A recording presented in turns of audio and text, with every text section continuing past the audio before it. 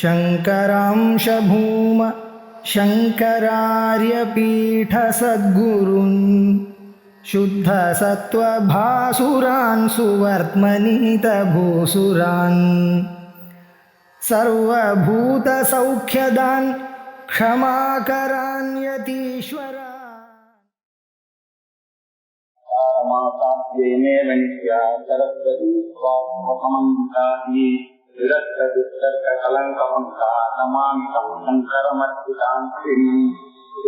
पुराणानाम् आलयम् करुणालयम् नमामि भगवत्पादम् शङ्करम् लोकशङ्करम् शङ्करम् शङ्कराचार्यम् केशवम् बादरायणम् सूत्रभाष्यकृतौ वन्दे भगवन्तौ पुनः पुनः नारायणम् पद्मभवम् वसिष्ठम् सत्रिम् च तत्पुत्रपराशरम् च व्यासम् सुतम् गौरवदम् महान्तम् गोविन्दयोगीन्द्रम् साधुशिष्यम् श्रीशङ्कराचार्यमतास्य पद्मपादम् सहस्रामनकम् सुशिष्यम् हम् सौनकम् वाक्यकारमण्यानस्मद्गुरोन् सन्ततमानदोऽस्मि सदाश्वसमारम्भाम् भगवत्पावनगुणाम् अस्मदाचार्यपर्यन्ताम् वन्दे गुरुपरम्पराम् ஆச்சாரியபாதையை விவேக சூடாமணி அப்படின்ற கிரந்தத்தை பார்த்துருக்கோம். அதுல மனுஷ பிறவியினுடைய லட்சியம் என்ன அப்படின்னு சொன்னா மோட்சம் தான் எல்லாருக்கும் பரம புருஷார்த்தங்கள் 4 இருந்து தர்மம் அர்த்தம் காமம் மோட்சம் இருக்கு. அதுல பரம புருஷார்த்தம் உத்தம புருஷார்த்தம்னு சொன்னா மோட்சம் தான். அந்த மோட்சம் தான் நம்ம எல்லாரும் அடைய வேண்டிய லட்சியம். அதுக்கு இருக்கக்கூடிய ஒரே சாதனம் என்னன்னாக்க சாட்சாத் மோட்ச சாதனம் ஞானம் தான். எந்த ஞானம் அப்படின்னு சொன்னா ஆத்ம ஞானம். ஆத்ம ஞானமானது அந்த ஆத்மாவை தெரிஞ்சுட்டா மோட்சம் வர வேண்டியதானே அப்படின்னா அந்த ஆத்மாலதான் இல்லாத கன்ஃபியூஷன்லாம் நமக்கு இருக்கு. எது ஆத்மா அப்படின்னு நான் எதையோ புரிஞ்சுட்டு இருக்கோம். இப்படி நிறைய சந்தேகம் இருக்கு அந்த ஆத்மால. ஆத்மானா என்னன்னு தெரியல, உலகம்னா என்னன்னு தெரியல, ஈஸ்வரன்னா என்னன்னு தெரியல, ஜெகத்துன்னா என்னன்னு தெரியல. இது இந்த கன்ஃபியூஷன் எல்லாம் ஒண்ணுக்கு ஒண்ணு கன்ஃபியூஷன்ல இருக்கிறதுனால இது எல்லாத்தையும் சேர்த்து வச்சு எது ஆத்மான்னு நம்ம புரிஞ்சுக்கோமோ அது இல்லைன்னு மட்டும் நமக்கு நல்லா தெரியுது. அதனால நான் யார் அப்படின்னு விசாரிச்சு பார்த்தோம்னா நான் யாருன்றது எனக்கே தெரியல. அப்படி இருக்கும்போது என்ன பண்ணணும்னா விசாரம் பண்ணணும். விசாரம் பண்ணணும்னாக்க எப்படி பண்ணணும்? எல்லாம் யார் எது சொன்னாலும் அதை வச்சு விசாரம் பண்ண முடியாது. அதுல என்ன பிரமாணங்கள்னு தேடி கண்டுபிடிச்சு வேதாந்தம் தான் பரமபுருஷ பிரமாணம் அப்படின்றத கண்டுபிடிச்சு அந்த வேதாந்தத்துல என்ன சொல்லிருக்கு அப்படின்னு விசாரம் பண்ணணும். அந்த விசாரம் பண்றது யார் வேணாலும் பண்ணலாமா அப்படின்னாக்கா இல்ல. எல்லாத்தையும் எல்லா காரியத்தையும் எல்லாராலையும் பண்ண முடியாது. அதுக்குன்னு சில தகுதிகள்லாம் இருக்கு. வேதாந்தத்தை விசாரம் பண்றதுக்கான தகுதிகள் என்ன அப்படின்னு சொன்னா சாதன சதுஷ்டய சம்பத்தி அப்படின்னு ஒரு டெக்னிக்கல் டேர்ம். 4 சாதனங்கள் யாருக்கு இருக்கோ அவனுக்கு தான் அந்த ஆத்ம விசாரத்துல அதிகாரம் இருக்கு, பிரம்ம விசாரத்துல அதிகாரம் இருக்கு. பிரம்ம விசாரமும் ஆத்ம விசாரமும் ஒண்ணுதான். இது எப்படி தெரியுதுன்னா சாஸ்திரத்துல அதாவோ பிரம்ம ஜிக்ஞாசா அப்படின்னு ஆரம்பிக்கிறது. உங்களுடைய சாஸ்திர வேதாந்த சாஸ்திரத்துல முதல் சூத்திரம் வியாச பகவான் எழுதினதுல அதாவோ பிரம்ம ஜிக்ஞாசா. அதுல அக அப்படின்னா அக அப்படின்னாக்க பிறகுன்னு ஒரு அர்த்தம் இருக்கு, மங்களம்னு ஒரு அர்த்தம் இருக்கு, பிரஷ்னம்னு ஒரு அர்த்தம் இருக்கு. இப்படி அநேக அர்த்தங்கள் இருக்கும்போது எந்த அர்த்தத்தை சொல்றது அப்படின்னு நமக்கு சந்தேகம் வந்தது. அந்த இடத்துல அவர் என்ன சொன்னாரு, ஆச்சாரியா இதுக்கு பதில் சொல்லும் போது அதான்னாக்கா நம்ம எடுத்துக்கொள்ள வேண்டிய அர்த்தம் பிறகு அனந்தரம் அப்படின்ற அர்த்தம் தான் இருக்கணும். ஏன் மங்கள அர்த்தத்தை எடுக்கக்கூடாதுன்னா தனியா எடுக்க வேண்டிய அவசியம் இல்லை. அதான் சொன்ன காரணத்தினாலே மங்களம் தானே. ஓங்கார பிரம்ம புரா கண்டம் தஸ்மான் மாங்கலிகௌ உபௌ 2 சப்தம் இருக்கு. முதல்ல பிரம்மா வாய திறந்து சொன்னது 2 சப்தம். ஒண்ணு ஓம், ஒன்னு அக. இந்த 2 சப்தம் தான் பரம மங்களமான சப்தம்னு தெரியுது. அதனால அது சொன்னதுனாலேயே மங்களம் குறிக்கிற காலத்துல அதுக்கு மங்களம்னு ஒன்னு இடத்துல வந்தாங்கன்னாக்கா அதுல ஒரு பக்தி ஒண்ணு வருது. மங்களமா இருக்கின்ற காரணத்தினால் பிரம்ம விசாரம் பண்ணுனாக்கா அது மங்களம் ஒண்ணு அச்சீவ் பண்ண வேண்டியிருக்கு. இவர் சொன்னாரு இதெல்லாம் சரியா வராது. அதனால அந்த மங்களம் இல்லாம போகாது. அந்த மங்களம் நிச்சயமா இருக்கு, அது தனியா சொல்ல வேண்டாம். அந்த அதற்கேன பிரயுக்தோயம்னு கேட்கலாம். பிரச்சனார்த்தமா இருக்குமோ அப்படின்னு சொன்ன இது பிரச்சனார்த்தத்துல சொல்லல. சாதாரணமா சாஸ்திரங்கள்லாம் எப்படி ஆரம்பிக்கிறதுன்னா அதாவது சாசனம் அப்படின்னு ஆரம்பிக்கிறது மகாபாஷ்யம். அத அப்படின்னா ஆரம்ப வார்த்தை அத இங்க ஆரம்பார்த்தத்தை கொள்ளலாமா அப்படின்னு பார்த்தா ஆரம்பிக்கின்ற காரணத்தினால் பிரம்ம விசாரம் பண்ண வேண்டும் அப்படின்னு சொன்னா அதுவும் சரியா வரல. ஆரம்பம்னா கூட ஒரு அர்த்தம் பண்ணி வேண்டியிருக்கு. அதனால இதெல்லாம் எடுக்கக்கூடாது. அபசப்தத்துக்கு ஆனந்தரியம் என்ற அர்த்தம் தான் நீங்க எடுத்துக்கொள்ள வேண்டும் அப்படின்னு ஆச்சாரியார் தீர்மானம் பண்ணி சொல்லிட்டாரு. அது என்ன ஆனந்தரியம் அப்படின்னா பிறகுன்ற அர்த்தம். ஆனந்தரியம் எதற்கு பிறகு? பிறகுன்னு ஒரு லெக்சர் ஆரம்பிக்க முடியாது. முன்னாடி என்னவோ அந்த பிறகு, அந்த பிறகுன்னா எதற்கு பிறகு அப்படின்னாக்க சாதன சதுர்த்தய சம்பத்தி அனந்தரம். சாதன சதுர்த்தயங்கள் 4 இருக்கு. சாதன சதுர்த்தய சம்பத்தி, அந்த கூட்டத்தை பெற்றுக்கொள்ள வேண்டும். அந்த சம்பத்து யாருக்கு இருக்கோ அவங்களுக்கு தான் வேதாந்தத்துல அதிகாரம் அப்படின்னு சொல்ல. சாதன சதுர்த்தய சம்பத்தி அனந்தரம், அதான் அர்த்தம். அந்த அபான சப்தத்துக்கு அதஹா இயக்காரணத்தினால் அகிருதா மோட்சா கிருதேன கர்மனா நபதி. அகிருதமான செயலினால ஆகக்கூடியதான இல்லாததான ஒரு மோட்சம் செயலினால அடையப்படுவது என்பது நடக்காத காரியம் என்ற காரணத்தினால் என்ன பண்ணணும்? பிரம்ம ஜிக்யாசா கர்த்தவ்யா. பிரம்ம ஜிக்யாசா பண்ணிதான் ஆகணும், பிரம்ம விசாரம் பண்ணித்தான் ஆகணும் அப்படின்னு சொல்ற இடத்துல அவர் என்ன சொன்னாரு? சாதன சதுர்த்திய சம்பத்தி இருந்தாதான் பிரம்ம விசாரம் பண்ணணும் சொல்றாரு. அப்படின்னா என்ன அர்த்தம்? அன்மயமா பார்த்தா சாதன சதுர்த்திய சம்பத்தி இருந்தா பிரம்ம விசாரம் பண்ணணும். சாதன சதுர்த்திய சம்பத்தி சித்திக்கலன்னா என்ன பண்ணா பிரம்ம விசாரம் நடக்காதுன்ற அர்த்தம். இப்படி அன்மயமாகவும் எதிரேகமாகவும் யோசிச்சு பார்த்தாலும் அது ரொம்ப ஆவசியம்னு தெரியுது. ஆகையினால சாதன சதுர்த்திய சம்பத்தி இருந்தாதான் வேதாந்த சாஸ்திரத்திலேயே போகணும்னு அங்க சொல்லியிருக்காரு மாதிரி இவரும் அதே மாதிரி சாதன சதுர்த்தியத்தை பத்தி சொல்றாரு. முதல்ல எல்லாத்தையும் சொன்னாரு. இந்த மனுஷ ஜென்மாவுடைய இதுல ரொம்ப துர்லபமான விஷயங்கள் மனுஷத்துவம், முமுட்சத்துவம், மகாபுருஷ சம்சயம் இருக்கு. ஒரு குரு பரப்பரம் தயாளுவான ஒரு குரு கிட்ட போய் தான் நீங்க நாடினா இந்த ஆத்ம விசாரத்தை பண்ணி ஆகணும். அந்த ஆத்ம விசாரத்தை அப்படி பண்ணாலும் அவனுக்கு அதிகாரம் இருக்கணும். அந்த அதிகாரத்தை நிர்ணயம் பண்றதுதான் இந்த சாதன சதுர்த்தயங்கள். இந்த நாளும் என்னென்ன அந்த சாதன சதுர்த்தய சம்பத்து அப்படின்னு கேட்டா, முதல்ல நித்யானித்ய வஸ்து விவேகா.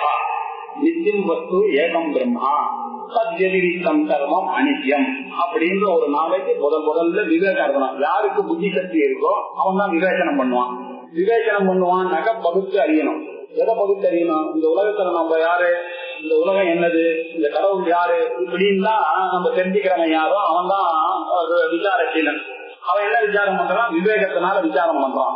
அப்படி விவேகம் வரும்போது பிரிச்சு எறியணும்னாக்க ஒண்ணுதான் தேர்றது. இதுல ஆத்மா ஒண்ணுதான், பிரம்மம் ஒண்ணுதான் சத்தியமா இருக்கு, பாக்கி எல்லாம் அசத்தியமா இருக்கு, பாக்கி எல்லாம் எதிர்மரம் தான் இருக்கு அப்படின்றத அவன் கண்டுபிடிக்கிறதுனால அந்த விவேக சக்தி ரொம்ப ஆவசியம். முதல் கண்டிஷன் அந்த விவேகம் இருந்தாதான் அவன் பிரவர்த்திப்பான். இது தெரியும் அவனுக்கு. அப்படி இருந்தாதான் இந்த புத்தகத்தை சொல்ல முடியும்.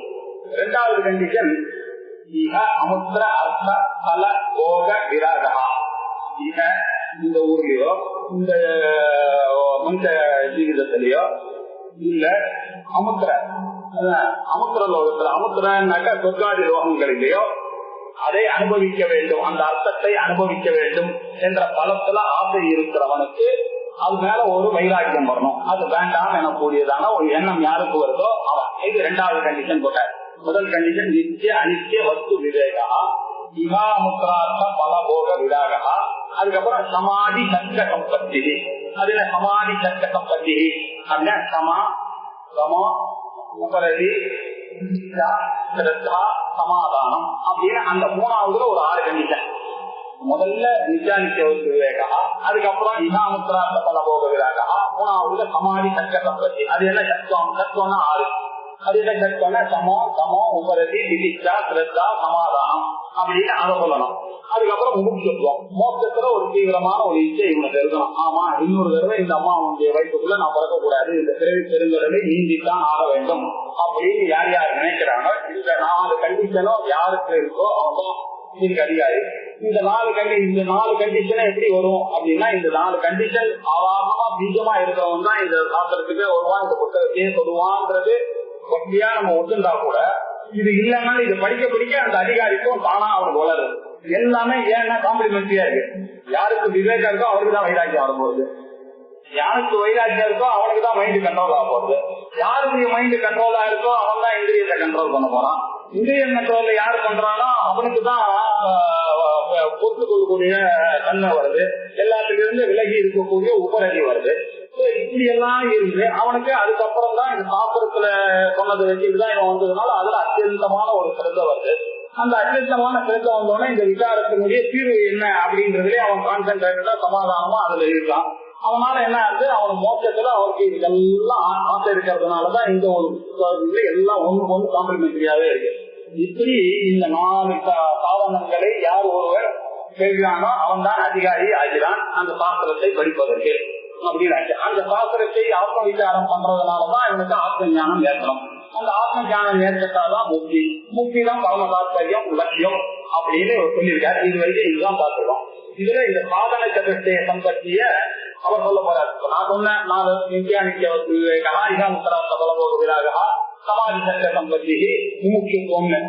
இதை இப்போ கிரந்தக்காரர் சொல்ல போறாரு. ஆச்சாரியாருடைய வாயில இது அழகா அவர் சொல்ல போறாரு. சாதனானி அத்ரத்வாதி கதிதானி மனீதிபிஹி ஏஷு சத்து ஏவ சன்னிஷ்டா யதபாவே ந சித்யதி அப்படின்னு போன தடவை பார்த்து நிறுத்தினோம். இந்த 18வது ஸ்லோகத்துல சாதனானி சாதனங்கள், இந்த சாதன தவிர்த்த இந்த 4 சாதனங்களும் இதெல்லாம் 4 தான் தத்வாரி தான். தத்வாரி ஏவ 4 தான் இதுக்கு சாதனங்கள். அத்த கட்டிதானி என்று சாஸ்திரங்களில் சொல்லப்பட்டு இருக்கிறது. கட்டிதானி சொல்லப்பட்டிருக்கிறது. யார் சொல்லப்பட்டிருக்கிறார்கள்? யாரால சொல்லப்பட்டது? மனிஷிபி. மனிஷா புத்தி ஞானம் இதெல்லாம் ஒரே வார்த்தை. மனிஷானா விஸ்டம், மேன் வித் விஸ்டம். யார் மென் வித் விஸ்டம்? ரிஷிகள். ரிஷிகள் யாரு? வேதத்துல சொன்னதை கொண்டு போவார்கள். இப்படி வேதத்துல வேத பிரதிபாத்தியமான விஷயங்கள் தான் இந்த 4 சாதன சதுஷ்டய சம்பத்தின்ற 4 அதிகாரித்துவமாக சாஸ்திரங்களில் சொல்லப்பட்டிருக்கிறது, மகரிஷிகளால் சொல்லப்பட்டிருக்கிறது. ஏழு சத்து ஏவ இவைகள் இருக்கும் காலத்தில், ஏழு சத்து இவைகள் இருக்குமேயானால் ஏவ அப்பொழுதுதான் சத்து நிஷ்டா, சத் என்ற அந்த சத்தியமான பிரம்மத்தினுடைய அறிவு, பிரம்மம் ஆத்மா அறிவு, அந்த அறிவு நித்திய சுரூபமாக இருக்கக்கூடிய அந்த ஆத்ம ஞானம், அந்த ஞான நிஷ்டையானது அப்பொழுதுதான் கைகூடும். அப்பொழுதுதான் கைகூடும். ஏவன்னு சொல்லியிருக்காரு. அபாவே அது இல்லையோ என்றால் அந்த ஆத்ம நிஷ்டைன்றது அவனுக்கு சித்திக்காது அப்படின்னு சொல்லி அந்த 4 அதிகாரிக்கும் இருக்கு அப்படின்னு சொன்னார். அது என்னென்ன அப்படின்னு அடுத்த ஸ்லோகத்தை சொல்லலாம். ஆதோ நித்யா நித்ய வஸ்து விவேக பரிகண்யதே. ஆதோ அதுல முதல்ல இந்த 4 சாதனானி அத்திர சத்வாரி கதிதானி மகரிஷி. அந்த மகரிஷிகள் சொல்லப்பட்ட அந்த 4 சாதனங்களில் முதல் சாதனம் எது? ஆதோ முதலில் சொன்னது என்ன? நித்திய அனித்ய வஸ்து விவேகா பரிகண்யதே. நித்திய வஸ்து ஏகம் பிரம்மா, அனித்திய வஸ்து பாக்கி எல்லாம் அப்படின்ற அந்த விவேகம் தான் முதல்ல பரிகணிக்கப்பட்டிருக்கிறது. முதல்ல சொல்லி கவுண்டர். இதுல முதல்ல இப்படித்தான் ஏற்படுத்திருக்கு. முதல் ஆவசியம் என்ன அப்படின்னா நித்யா நித்திய வஸ்து விவேகம் தான் முதல்ல வந்திருக்கு. அப்படின்னா இரண்டாவது என்ன? இஹா முத்ர பல போக விராகா ததனந்தரம். அதற்கு பிறகு ததனந்தரம் அந்த நித்யானித்திய வஸ்து விவேகத்துக்கு பிறகு அனந்தரம் என்ன சொல்லிருக்கு? இக இந்த ஊர்ல இந்த மனித ஜீவத்துல இந்த உலகத்துல இக அமுத்திர மேல் லோகத்திலையும் இந்த பலத்தினுடைய இதுல முன்பு வரணும்னு இங்காதான் அங்க போய் போகத்தை அனுபவிக்கணும்னு சொர்க்கத்துல ஆசை. இப்படி இக அமுத்திர பல போக அந்த போகத்துல ஒரு ஆசை, அதிலிருந்து விராகம், ராகம் பற்று, விராகம் விகதராக. யாருக்கு இந்த ஆசை இல்லையோ அவன் அதுக்கு பேர் ஆசைன்ற தன்மையோ அதுக்கு விராகம். இது இருக்கக்கூடிய பாவம் வைராக்கியம். இந்த வைராக்கிய சம்பன்னா யார் இருக்கிறானோ அவனுக்கு இக அமுத்திர பலபோக விராகா ததனந்தரம் அதற்கு அடுத்ததாக சொல்லப்பட்டிருக்கிறது. அதுக்கப்புறம் சமாதி சக்க சம்பத்தி. சமாதி சம சம உபரதி விதிச்சா ஸ்ரத்தா சமாதானம் அப்படின்னு ஒரு 6 அவர் இப்ப சொல்லல, பின்னாடி சொல்ல போறாரு. சமாதி அப்படின்னு முதல்ல சொன்னார். சமம் முதலிய சக்கம் 6 சக்க சம்பத்தி சம்பத்து இந்த செல்வங்கள் இதை அடைய வேண்டிய இந்த கூட்டத்தினுடைய தகுதி பெறும் நிலை. முமுட்சுத்துவம் அது மட்டும் இல்ல. 4வது மோட்சத்துல ஒரு இச்சை. மோட்சத்துல இச்சை முமுட்சா. மோட்ச இச்சா முமுட்சா. யாருக்கு அந்த இச்சை இருக்கோ அவன் முமுட்சு. அதை பற்றி சொல்லக்கூடிய விஷயம் முமுட்சத்துவம். அந்த முமுட்சுத்துவத்தை சுத்தமாக பரிகண்யத்தை, இந்த சுத்தத்தை பரிகண்யத்தோட சேர்த்து நீங்க புதம் பரிகணியது இப்படி நன்றாக எடுத்து காட்டப்படுகிறது. எடுத்து சொல்லிருக்க எண்ணப்பட்டு சொல்லியிருக்கிறார்கள் அப்படின்னு. ஆதோ நித்யா நித்திய வஸ்து விவேகா பரிகணியதே இஹா முத்ரார்த்த பலபோக விராகா ததனந்தரம் சமாதி சக்க சம்பத்தி முமுட்சுத்வம் இது புதம் அப்படின்னு சொல்லியிருக்காரு.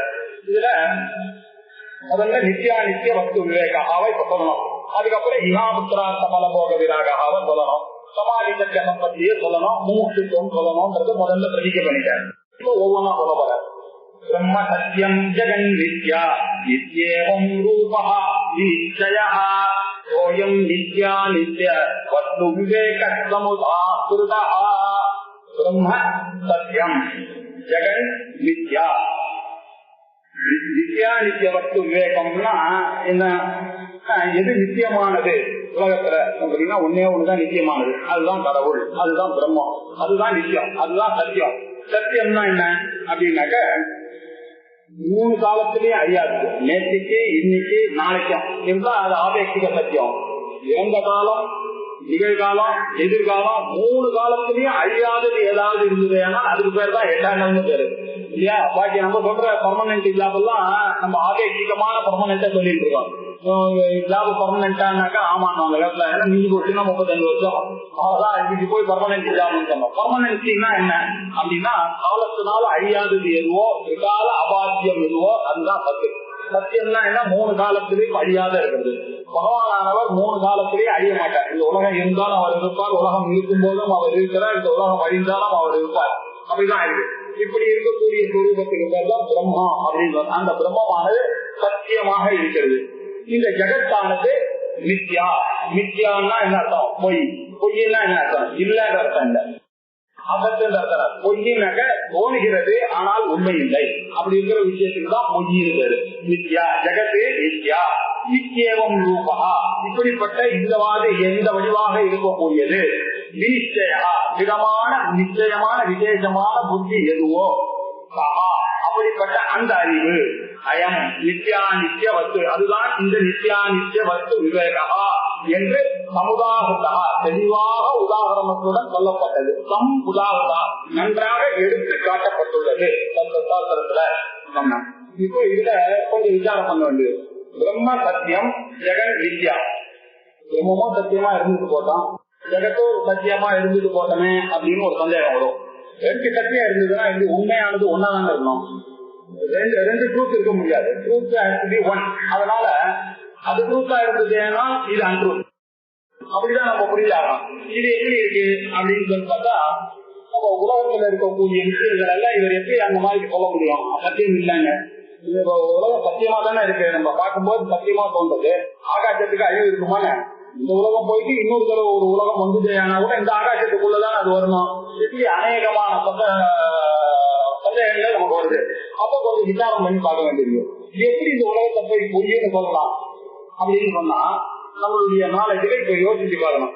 இந்த பிரம்மத்துக்கும் இந்த உலகத்துக்கும் அப்படி என்ன, இதனுடைய குவாலிட்டிஸ் என்ன, அதனுடைய குவாலிட்டிஸ் என்ன அப்படின்னு விசாரம் பண்ணி ஆரம்பிச்சோம்னா இந்த உலகத்துல இருக்கக்கூடிய விஷயங்கள், ஜெகத்துல இருக்கக்கூடிய விஷயங்கள், என்னுடைய உடம்பு, என்னுடைய மனசு, என்னுடைய புத்தி உட்பட நான் பார்க்கக்கூடிய இந்த ஆள் என்ன, இந்த கடல் என்ன, இந்த பர்வதங்கள் என்ன, இந்த கடல் என்ன, இது எல்லாமே, இந்த மேகங்கள் என்ன, எல்லாமே இதுக்கெல்லாம் காமன் ஃபேக்டர் என்ன, பிரம்மத்துக்கு இருக்கக்கூடிய காமன் ஃபேக்டர் என்ன இப்படின்னு விசாரம் பண்ணி பார்த்தாதான் எது உண்மை எது பொய்ன்னு. அதுக்கு இது தெரியணும், இல்ல அதை பத்தி தெரியணும். இது ரெண்டுத்தையும் தெரிஞ்சாதான் ஒண்ணு பொய் ஒண்ணு மெய்ன்னு நம்மளால தீர்மானிக்க முடியும் அப்படின்னு நம்ம பார்த்தோம். இப்ப பார்த்தா இந்த உலகத்துல இருக்கிறதுல காமனா என்ன இருக்கு அப்படின்னு பார்த்தா இந்த உலகத்துல இருக்கிற பொருள்கள் எல்லாமே பார்க்கப்படுகின்ற பொருள்களாக இருக்கிறது. நோபலா இருக்கு, தீயபலா இருக்கு. நம்மளால கிரகணம் உபலப்தமா இருக்கு, எல்லாமே கிரகிக்கக்கூடியதாக இருக்கிறது. ஆனா அந்த பிரம்மமானது அப்படி பார்க்க முடியுமா, கிரகிக்க முடியுமா? இந்த இடத்துல தகராறு வருது. நமக்கு உலகத்துல நமக்கு தெரிஞ்ச விஷயங்கள் எல்லாமே கண்ணால் பார்க்கக்கூடியது, அனுபவிக்கக்கூடியது, இல்ல அறிந்து கொள்ளக்கூடியது, நோபலா இருக்கு எல்லாமே. என்னுடைய சரீரமும் அப்படித்தான் நோபலா இருக்கு. எப்ப நோபலா இருக்கா அது நான் இல்லை, ஏன்னா என்னால் அது பார்க்கப்பட்டது. என்னுடைய mind I was happy today morning அப்படின்னு சொன்னேன். நேற்றுக்கு நல்லா தூங்கினேன், ஆனந்தமா தூங்கினேன்னு சொன்னா என்ன அர்த்தம்? நான் வேற மைண்ட் வேறன்னு தெரியுது. எனக்கே மைண்ட் தெரியறதுனால அது மைண்ட் இல்ல. நானும் சொல்றது ஏதோ தப்பா யூஸ் பண்ணிட்டு இருக்கேன். நான் தூங்கினேன்னு சொன்னதே தப்பு. நானும் தூங்குறதோட உடம்பும் மனசும் தூங்கிட்டுன்னு தான் சொல்லணும். அந்த நானும் அதை போய் அத்தியாசம் பண்ணி நான் சொன்னேன். இந்த உடம்பு எனக்கு உடம்பு தெரியல அப்படின்னா, எனக்கு உடம்பு தெரியலன்னு சொல்றது கரெக்ட். நான் வந்து ஃபீவர் சார் ஐ எப்படி வரவே வராது. ஐக்கும் ஃபீவருக்கும் சம்பந்தமே இல்லை. ஐ சரியா இருக்கு, உடம்புக்கு தான் ஃபீவர் வரும். ஐய போக முடியாது. நான் நொண்டி அப்படின்ற ஆள் இல்ல எனக்கு, அப்படிதான் சொல்லணும்.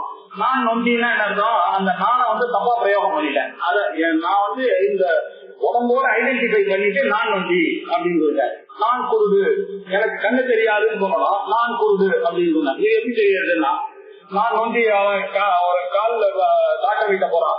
சார் உடம்பு எல்லாம் தெரியல சார், ரொம்ப அவஸ்தப்பட்டேன் சார், நான் வழியில அவஸ்தப்பட்டேன் சார் அப்படின்னாரு. அவர் என்ன பண்ணாரு, நீ உடம்பு அவஸ்தப்பட்டியா, என்ன பண்றதுப்பா, உன் கால் வலினாலதான் நீங்க இது, ஆனா இந்த கால் இருக்கிற வரைக்கும் நீ வலியோட தான் இருப்ப. இந்த காலுக்கு ஆம்பிடேட் பண்ணி நான் பண்ணிட்டேன்னாக்கா பண்ணிடுங்க சார். அது எப்படி நீ ஐயா உன்னை எப்படி நான் சொல்றதுக்கு அளவுனா சார் நான் வேற கால் வேற சார் அப்படின்னு. எப்போ அந்த மாதிரி சிச்சுவேஷன் வந்ததுன்னா நான் விலகி போய் கால உடம்பு வேற நான் வேறன்னு தெரியாது. இப்படி எல்லாம் யோசிச்சு பார்க்க போது எதெல்லாம் திருஷ்யத்துவமா இருக்கோ அதெல்லாம் நான் இல்லைன்னு தெரியாது. பகவானா அப்படி இல்லை, திருஷ்யத்துவம் அவ்வளவுக்கு அதிருஷ்டா அப்படின்னு சொல்றது. அது வந்து கண்ணாடியும் காதாடியும் பார்க்க முடியாது. வாச்சா மகோச்சரா அதை பார்க்க முடியாது, வாசனால சொல்ல முடியாது, மனசனால கிரகிக்க முடியாதுன்னு தான் வேற சொல்றது. அதனால அந்த பிரம்ம வேற, இந்த உலகம் வேற அப்படின்னு ஒரு ஹேது ஆயிடுச்சு திருஷ்யத்துவம். இன்னொன்னு, உலகத்துல எல்லாம் பாத்தீங்கன்னா பௌத்திகமா இருக்கு. எதை எடுத்து பார்த்தாலும் அதுல இந்த அஞ்சினுடைய சேர்க்கை தான் இருக்கு. எனக்கு தெரிஞ்சதெல்லாம் பிருத்திவி, பூமி, அப்பு, வாட்டர், தேஜஸ், ஃபயர், பிருத்திவி, அப்பு, தேஜஸ், வாயு, ஆகாசம், இப்படி 5 பூதங்கள்னால ஆனதான் உலகத்துல எல்லாமே. எவ்வளவு எடுத்திருந்தாலும் அந்த 5 பூதங்கள் இருக்கு. இதை எடுத்திருந்தாலும் அதுல ஒரு பூதத்துல இருந்தா இது வருது. இது எங்க இடத்துல இருந்து உங்கக்கூடிய ஒரு ட்ரீ, அந்த ட்ரீல இருந்து இவன் பண்ணி இதை வச்சிருக்கான். இப்படி நான் உலகத்துல பாக்குறது எல்லாம் டிமாண்ட் எல்லாமே இந்த 5 பூதங்களுடைய சேர்க்கை தான் நான் காட்டுறது எல்லாமே. இந்த உலகம் முழுக்க பௌதிகத்துவத்துல தான் சேர்ந்துருக்கு. ஆனா இந்த பௌதிகத்துவத்தினால அந்த பிரம்மத்தை கண்டுபிடிக்க முடியுமா? அது ஒரு பூதம் இல்லை. ஏன்னா அவர் தான் படைச்சவரே. அவர் அதுக்கு வெளியில இருந்து படிச்சதுனால அவர் இந்த பூதங்களிலேயும் இருக்கலாம், வெளியிலயும் இருக்காரு. அதனால அவர் பூதங்களோட சேர்ந்து இருக்கிறாருன்ற அவரை சொல்ல முடியல. அதனால அவர் வேற, ஜெகத் வேற அப்படின்னு தெரியாது. 2வது, பௌதிகமா இருக்கக்கூடிய எல்லாமே ஒரு நாள் அழியும். எனக்கு வேணா தெரியாது, நானா இருக்க மாட்டேனே தவிர நிச்சயமா ஒரு 500 வருஷம் பொறுத்து இந்த வீடு இருக்குமா, இந்த மைக் இருக்குமான்னு கேட்டா இருக்காது.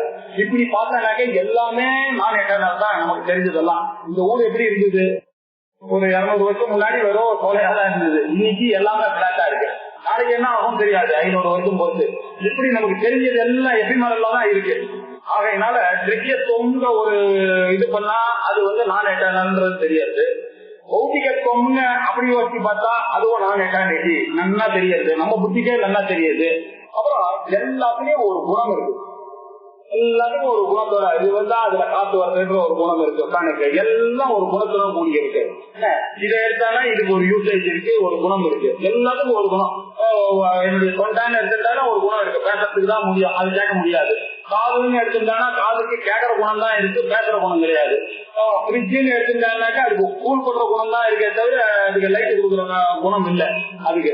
இப்படி எல்லா உலகத்துல இருக்கிற எல்லா பொருளும் ஏதாவது ஒரு குணத்துடன் கூடி இருக்கு. சில குணங்களுடைய சேர்க்கையுடன் கூடி இருக்கே தவிர எல்லா குணங்களோட சேர்ந்து இருக்க மாதிரி எல்லாமே இல்லை. ஆனா சாஸ்திரம் என்ன சொல்றது, பிரம்மத்தை நிர்குணம், சாட்சி, சேதா, கேவலம், நிர்குண அப்படின்னு ஒரு குணமும் அதுக்கு கிடையாது அப்படின்றது. இதெல்லாம் குணத்தோட கூடியிருக்கு.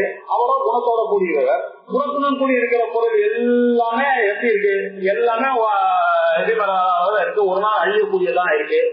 இந்த ஒரு கண்டிஷனை வச்சு நான் பார்த்தாலும் இது எல்லாமே அழியக்கூடியதாக இருக்காங்க. ஆனா இருக்க மாதிரி தெரியுது அப்படின்னா அது என்ன கொஞ்சமான ஒரு தோற்றம். இன்னைக்கு இருக்கு நாளைக்கு இருக்கு. எது இன்னைக்கு இருக்கோ நாளைக்கு இல்லாமல் போறதோ அது பொய்யுன்றதோ ஒத்துக்க ஆகணும். இன்னைக்கு இருக்கிறதுனால பொய்ன்னு சொல்ல முடியாது. அப்ப நீங்க எல்லாத்தையும் ஒத்துக்கணும் சொல்றதெல்லாம். இந்த ப்ராப்ளம் வருது. அதனால திருஷ்யத்துவம், பௌதிகத்துவம், சகுணத்துவம் இது போனா அது நிர்குணமா இருக்கிறதுனால சகுணத்துவமும் அதுக்கு வராது. சரி, இன்னொரு எல்லாமே அதிகாரம், எல்லாமே ஒரு விகாரத்துடன் கூடி இருக்கிறது. ஏதோ ஒரு செய்ய கூடியதான் இருக்கு. எல்லாம் சேஞ்ச் பண்ணலாம். இதை நான் எப்படி சேஞ்ச் பண்ணுவேன், நான் என்ன சேஞ்ச் பண்ணுவேன், நாளைக்கு ஏர் கட் பண்ணிப்பேன், மாறிடுவேன், எப்படி வேணாலும் வருவேன் உலகத்துல. இந்த பில்டிங் இன்னைக்கு இப்படி இருக்கு, நாளைக்கு சேஞ்ச் ஆகும். இந்த இடம் முந்தா நேற்று வரைக்கும் இப்படி இருந்தது, இன்னைக்கு மாறி போச்சு. இப்படி உலகத்துல எல்லாமே விகாரத்தோட கூடி இருக்கு. ஒரு ஏதாவது ஒரு சேஞ்ச் மாடிபிகேஷனோட இருந்துட்டே இருக்கு. அவர் எந்த மாதிரி அவர் நிஷ்கிரியம், சாந்தம், நிச்சலம், அவர் எந்த ஒரு விகாரமும் அவருக்கு சேராதது அப்படின்னு இருக்கு. அது நிச்சயமா இது இல்லன்னு தெரியாது. இதெல்லாம் எதிர்மறை. இந்த விகாரம் எவ்வளவு நாள் இருக்க போகுது? இருக்க ஒரிஜினலா வந்துச்சு. நான் அப்போ கொஸ்டின் பண்ணிட்டேன் எல்லாத்தையும். எதெல்லாம் நோபலோ அதெல்லாம் இல்லைன்னாக்கா இது விகாரம் பத்திரம், இது பர்மனன்டான, இதுவும் இம்பர்மனன்ட் தான். இம்பர்மனன்ட் கொள்கையில தான் இதுவும் இருக்கு. சரிகாரத்தம்னு கொள்கைங்க. அதுக்கப்புறம் உலகத்துல இருக்கிற எல்லா பொருளுமே பாத்தீங்கன்னாக்கா இன்னொரு ஒரு பிரச்சனை இருக்கு. வரும் போகும், ஆகமா அபாயம். எல்லாமே ஒரு காலத்துல இருக்கும், ஒரு காலத்துல இல்லாம போகும். நான் இருந்தேன், காந்தி இருந்தார், 1948 போயிட்டாரு. வேறு இருந்தார், போயிட்டாரு. எல்லாமே இருந்தது, இப்ப இல்ல. அப்பெல்லாம் இருந்தது, அங்கதான் இருந்தது. இப்ப போனாக்க இல்ல, அது யாரோ உட்காந்துட்டான். என்னென்னமோ சொல்றோம். அப்போ அந்த இடத்துல லேண்டா தான் இருந்தது அப்படின்னா இந்த இடத்துல பார்த்தா பெரிய பிளாட் வந்துட்டு இப்படி நிறைய ஒண்ணு வரது போகுது. இந்த பிளாட் இன்னைக்கு இருக்குமானா நாளைக்கு இடிச்சு இன்னொரு வந்தா இன்னொன்னு கட்டிடலாம். நம்ம இருக்கிற இடத்துல இன்னொரு நம்ம பையன் அந்த வீட்டுல உட்காந்துருக்கான், அவனுடைய பேரை வந்துட்டான், நம்ம பார்த்துட்டே இருக்கிற காலத்துல. இப்படி எல்லாமே வருதல் போதல் போதலுடன் கூடினதாகத்தான் இருக்கு இந்த உலகத்துல எல்லாம். ஆகமா அபாயம். இந்த வருதல் போதல்ன்றது இருக்கிற ஒரு பொருளுக்கு வருமா? அவர் எப்போதுமே இருந்திருக்கார். அவர் உலகம் ஆரம்பிக்கிறதுக்கு முன்னாடியே இருந்தார், உலகம் இருக்கும் பொழுதும் இருக்கார், உலகம் போனாலும் அவர் இருப்பாருன்னு சொன்னா அவருக்கு வருதல் போதல்ன்றது இருக்குமா? அவருக்கு இருக்கவே இருக்காது. இது மட்டும் இல்ல, இந்த உலகத்துல எல்லாமே ஜனமா இருக்கு. இப்ப இந்த காது எடுத்துட்டாக்க ஜனமா இருக்கு. நான் உயிரோட இருக்கிற வரைக்கும் தான் அந்த காது வேலை செய்யாது. உலகத்துல எல்லாமே அப்படிதான் ஜடத்துவத்தோட கூடியிருக்கு. மழையை எடுத்து பார்த்தா ஒரு ஜடத்துவம் இருக்கு. நான் அதுல இருந்து எதையாவது எடுத்து நகர்த்தினாதான். கார் இருந்தா ஜடமா இருக்கு, நான் ஓட்டினாதான் கார் போறது. எல்லா உலகத்துல இருக்கிற பொருள் எல்லாமே ஒரு சைத்தன்யத்தினால இயக்கப்பட்டாதான் அது போறது. இல்லைன்னா ஒரு சைத்தன்யத்தினால இயக்கப்படலைன்னா அது ஜடமா தான் இருக்கு. பகவானே என்ன சொல்ற, சத்தியம் ஞானம் அனந்தம் பிரம்மான்னு அவரு முழுக்க முழுக்க சைத்தன்ய சுரூபமாகவே அவர் இருக்கார். எல்லாத்துலயும் இருக்காருன்னு வேற சர்வ வியாபியா இருக்காரு. அவரு சைத்தன்யம் ஞானமாக இருக்கார், அனந்தமாக எல்லாத்துலயும் இருக்கான்னு சொல்லி சொல்றது. இது அனந்தமா இருக்கான்னு இந்த உலகத்தை நம்ம ஒத்துக்க முடியுமா? ஒத்துக்க முடியாது. சைத்தன்யம் ஜனமானாது எனக்கு சைத்தன்யமா அதுவே தானே வர அந்த தூணே நடக்க ஆரம்பிச்சிருச்சுன்னா என்ன ஆகுது? நம்ம ஒத்துப்போமா? எதையுமே ஒத்துக்க முடியல. ஆனா ஜடத்தோட கூடியது. இப்படி இந்த மாதிரி மெசரிங் எல்லாம் ஒரு 6 திருஷ்யத்துவம், பௌதிகத்துவம், சகுணத்துவம், சரிகாரத்துவம், ஆகமாபாயித்துவம், ஜடத்துவம், இப்படி எல்லாம் வெட்டி பார்த்தாங்கனாக்க இந்த உலகத்துல இருக்கிறதெல்லாம் எப்படி வர்றதுன்னு நிச்சயமா உறுதியா நம்மளால சொல்ல முடியாது. அப்படின்னா எது சத்தியம் அப்படின்னாக்க சாஸ்திரம் என்ன சொல்றதோ அதை நம்பி ஆகலாம். இது இல்லாததுனால அப்ப சாஸ்திரம் என்ன சொல்றது, இதெல்லாம் கத்து விட்டு இதெல்லாம் பொய்ப்பா. ஆனா உண்மை ஒண்ணுதான். அது என்னன்னா பிரம்ம சத்தியம். பிரம்ம ஒண்ணுதான் சத்தியம். ஜெகத்து நித்யா, பிரம்ம சத்தியம். காலத்தினால அழியாதது எதுவோ அது சத்து. சத்தியம் சச்சே ந பாத்தியதே, அசச்சே ந பிரதீயதே. அதுக்கு ஒரு லாஜிக் ஒண்ணு சொன்னான். சத்தாக இருக்குமே ஆனால் பார்க்கவே படக்கூடாது. எக்காலத்திலயும் எது உண்மை, எந்த காலத்திலயும் அது உண்மையா இருந்தாதான் உண்மை. அது நீங்க உயிரோட இருக்கிற வரைக்கும் உண்மைன்னா அது உண்மை இல்லை. உண்மைன்னா என்ன அர்த்தம்? எந்த காலத்திலயும் அப்படிதான் இருக்கணும். அது பேர் தான் உண்மை. சச்சே ந பாத்தியதே, அசச்சே ந பிரதீயதே. அசத்து அப்படின்னா வந்தியாபுத்திரன், முயல் கொம்பு, இதெல்லாம் எப்படி ஆகாச படிப்போம், இதெல்லாம் உலகத்துல இல்லவே இல்ல, வரவும் வராது, என்னைக்குமே வராது. அசச்சே ந பிரதீயதே, தோணவே தோணாது. ஆனா இந்த உலகத்தை எந்த கேட்டகரியில எடுத்துன்னு வருது? சத்து கேட்டகரியில எடுத்துன்னு வரணும்னா இந்த பிரச்சனை எல்லாம் வந்தது. திஷ்யத்துவம், பௌதிகத்துவம், சகுணத்துவம் எல்லாம் இருக்கிற காரணத்தினால சத்துன்னு சொல்ல முடியல. சரி, அசத் கேட்டகரியில சேர்த்துலாம். சத்துக்கு ஆப்போசிட் என்ன? அசத்து. அசத்துன்னு நம்ம என்ன சொன்னா வந்தியாபுத்திரன் மாதிரி இல்லவே இல்லைன்னா இருக்க வச்சிட்டாங்க. இங்கதான சாப்பாடு பண்ணி சாப்பிட வேண்டியிருக்கு, அது வச்சுட்டாரு இல்லன்னு சொல்ல முடியும், தோன்றது அப்படின்றான். அப்படின்னா என்ன அர்த்தம்? இது தோணுகிறது ஆனா உண்மை இல்ல, இது அபத்தம் கிடையாது. அப்ப எந்த கேட்டகரி? அதுக்கு ஒரே ஒரு கேட்டகரி, அது போய். அதனாலதான் மித்யா. சத்தியதே ந பாத்தியதே, அசத்தியே ந பிரதீயதே, பாத்தியதே பிரதீயதே. இது பாதிக்கவும் பாதிக்கிறது, தோணவும் தோன்றது. அப்ப என்ன வரணும்? அதுதான் மித்யா, தன் மித்யா. அதனால இந்த ஜெகத்தானது மித்தியா இருக்கணும் அப்படின்னு ஜெகன் மித்யா நித்தியோகம் ரூபா. இப்படி வடிவமாக இருக்கக்கூடிய இந்த விஷயத்தை நிச்சயமா சொல்ல முடியும். நிச்சயா சாஸ்திரங்களினால கரெக்டா விதமான நித்திய புத்தியோட யோசிச்சு பார்த்தா இது ஒத்துதான் ஆக வேண்டிய கட்டாயத்துக்கு நம்ம வந்துட்டோம். அப்படி இப்படி யோசிச்சோமே, இதுதான் அயம் நித்யா நித்திய வஸ்து விவேகா. இதுக்கு பேருதான் நித்யா நித்திய வஸ்து விவேகா. இந்த நாலேஜ் யாருக்கு இருக்கோ அவன் தான் அதிகாரி. இந்த சாஸ்திரத்தை படிக்கிறதுக்கு இந்த புத்தகத்தை தொடரக்கூடிய அதிகாரி அவன் தான் அப்படின்னு தம் உதாரணம், நல்ல உதாரணத்தோட இது எல்லாத்தையும் எடுத்து காமிக்கப்பட்டது சாஸ்திரங்கள்ல. அதுக்கு அடுத்தது இரண்டாவது வைராக்கியம். வைராக்கியம் என்ன? வைராக்கியம் ஜிஹாசாயா தர்சன ஸ்ரவணாதிபிஹி தேஹாதி பிரம்ம பர்யந்தே அனித்யே போதவர்த்தினி. அது வைராக்கியம் ஜிஹாசாயா தர்சன ஸ்ரவணாதிபிஹி. வைராக்கியம் அப்படின்னா என்னன்றது முதல்ல பார்ப்போம். ஸ்லோகத்துக்கு போவோம். விகத ராகா யஸ்மாது தது விராகா. விராகத்திய பாவகா வைராக்கியம். யாருக்கு பற்று இல்லையோ அவனுக்கு இந்த இதெல்லாம் பற்று இல்லையோ அவன் வைராகி. யாருக்கு வைராக்கியம் இருக்கோ அவனுக்கு பேரு வைராகி அப்படின்னு பேரு. வைராக்கியம்னாக்க பற்றற்ற ஒரு நிலைமை. ஏன் பற்றற்ற நிலைமைனாக்க இந்த உலகத்துல அவனால பார்த்தது அவனால கேட்டது இது எதையுமே நம்ப முடியல. இப்ப நம்மளே பார்த்துட்டோம். இப்போ உலகத்துல நம்ம பார்த்ததெல்லாம் எப்படி இருக்குன்னா திருஷ்யத்துவத்தோடையும் பௌதிகத்துவத்தோடையும் சகுனத்துவத்தோடையும் கூடிதான் இருக்கு. இந்த உலகத்துல இருக்கிற போகங்களும் எப்படி இருக்கு? இதுக்கு ஆக்கிரயமா தான் இருக்கு எல்லா விஷயங்களும். இந்த விஷயங்கள்னால நமக்கு நிச்சயமான ஒரு சந்தோஷத்தை வரும்னு சொல்லவே முடியல. எந்த ஒரு சந்தோஷத்தை அனுபவித்தாலும் இந்த உலகத்துல அதுக்கு ஒரு காலக்கெடுன்னு ஒண்ணு இருக்கு. அது ஒரு டைம் ஃப்ரேமுக்குள்ளதான் இருக்கு. ரெண்டாவது அது அனுபவிக்கிற காலத்திலேயே துக்க கலப்போடதான் கூடி இருக்கு. துக்க கலப்பு இல்லாத ஒரு ஆனந்தம்ன்றது உலகத்துல எதுவுமே இல்லை. அப்படி இருக்கும்போது அதையே நான் ஆசைப்பட்டேன் அப்படின்னு எனக்கே தெரியல. ஏதோ ஆசைப்பட்டேன். நல்ல காபி காபி குடிக்க முடியாது. காபி குடிச்சாரு. காபி எடுத்துட்டு வச்சு சூடாம வச்சாச்சு. அதுல திடீர்னு ஒரு பஞ்சு கொடுத்துருக்கு. அப்ப காபி வேண்டான்ட்டேன் நானு. அப்படின்னாக்கா வைராக்கியமா எனக்கு இந்த காபி வேணாம் அந்த காபி வேணும் அப்படிதான் வைராக்கியம்னாக்க அது வைராக்கியம் இல்லை. இதனால எனக்கு வரக்கூடிய அந்த சந்தோஷம் எனக்கு தேவையில்லை அப்படின்னு யார் நினைக்கிறோன்னா அது வைராக்கியம். இதுவே டெம்பரரியா இது வைராக்கியம், மதான வைராக்கியம்னு சொல்ற மாதிரி ஒவ்வொருத்தர் சாகும்போது அவங்க போகும்போது எல்லாரும் பேசுவாங்க. எல்லா பெருசுங்கள்லாம் எப்படி பேசுவாங்க? போனா போயிட்டாங்க இதெல்லாம் போகும்போது என்னத்தை கொண்டு போக போறோம் அப்படின்னா, ஆனா அடுத்த நிமிஷம் நேரம் ஆத்துக்கு வந்தாச்சு, காப்பி குடிச்சாச்சு, நம்ம வாங்க வேண்டிய காரியத்தை பாக்குறோம். எல்லாம் அதெல்லாம் மத்தான வைராக்கியம். மத்தானத்துல வரைக்கும் தான் வைராக்கியம் வரப்போகுது. இப்படிதான் உலகத்துல இருக்கு. அந்த வைராக்கியம் இல்லை. இப்படி யோசிச்சு பாருங்க. எல்லா வஸ்துக்களும் இல்ல இந்த உலகத்துல இருக்கக்கூடிய பொருள்கள் எல்லாம் ஒரு வீடு வாங்கினாக்க உடனே ஞாபகம் வருது நமக்கு இஎம்ஐ தான் ஞாபகம் வருது. ஒரு டிவி வாங்கணும்னாக்க நம்ம தான் அலையணும். ஒரு வீடை வாங்கணும்னா அவன் இல்லாத சர்டிபிகேட் எல்லாம் கேட்கறான். சர்டிபிகேட் பாத்தியா, அது பாத்தியா, கரண்ட் டாக்குமெண்ட் பாத்தியா, இந்த டாக்குமெண்ட் பாத்தியா, இவ்வளவு அலைச்சல் பண்ணி அந்த வீடு வாங்கணுமான்னு யோசிச்சு பார்த்தா அதையும் மீறி வாங்கணும். அதையும் மீறி அவனுக்கு ஆசை வீட்டை வாங்கணும். இப்படிதான் இருக்கு உலகத்துல. இல்லாத ஒரு வேணும் என்ன சந்தோஷம் வீடு வாங்கிட்டாருன்னு சந்தோஷப்படுறான்னாக்க அவன் உண்மையிலேயே சந்தோஷப்படுறான்னாக்க இல்ல. அவனுக்கு 1000 பிரச்சனையும் மனசுல வச்சுட்டுதான் சந்தோஷப்படுறான். இப்படி உலகத்துல இருக்கக்கூடிய போகங்கள் எல்லாத்துலயும் இருக்கு.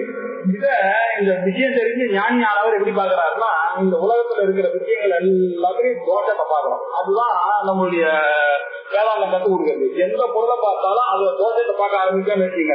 அதுல போனோம் ஐஸ்கிரீம் சாப்பிட்டோம் அப்படின்னாக்க சந்தோஷம். ஐஸ்கிரீம் சாப்பிட்டா பின்னாடி வரக்கூடிய கோல்டை நினைச்சு பார்க்கணும்.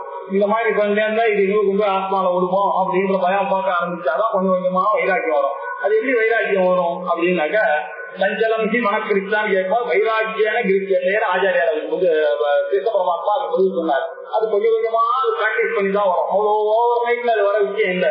அபியாசத்தினாலதான் வரும். இந்த தோசை திருஷ்டியில நம்ம ஒவ்வொன்னா பார்த்துட்டே வரணும். ஐஸ்கிரீம் வாங்கினா இந்த பிரச்சனை வருது அப்படின்னு. ஒரு வாகனத்தை வாங்குறோம்னாக்க அது என்ன எவ்வளவு மெயின்டெனன்ஸ் ப்ராப்ளம் இருக்கு, எங்க பார்க்கிங் ப்ராப்ளம் இருக்கு, அங்க எடுத்துட்டு போனா எங்க பார்க் பண்றதுன்னு இருக்கு. வரணும்னாக்கா இவ்வளவும் சேர்ந்து இவ்வளவு பிரச்சனைக்கு நடுவுல தான் அந்த காரை எடுத்துட்டு போறோம். இது தேவையா இந்த காரு அப்படின்னு நமக்கு தெரியுது. இருந்தாலும் காரணத்துக்காக வேற வழி இல்லாம நம்ம போறோம். இப்படி உலகத்துல யோசிச்சு பார்த்தோம்னா உண்மையான என்ஜாய்மெண்ட் எதுவுமே கிடையாது அப்படின்னு யாரும் நினைக்கிறாங்கன்னா அவன் தான். அத யோக சூத்திரத்துல சொல்லும் போது திருஷ்டானிக்க விஷய விகிருஷ்ணா சந்தா அப்படின்னாரு. இன்னும் கொஞ்சம் ஹயரா இதை புரிஞ்சுக்கணும்னாக்க ஞானியான யோகியா இருக்கிறோம் எப்படி பாக்குறாங்கன்னா திருஷ்ட அனுஷ்டிக்க விஷய விகிருஷ்ணா.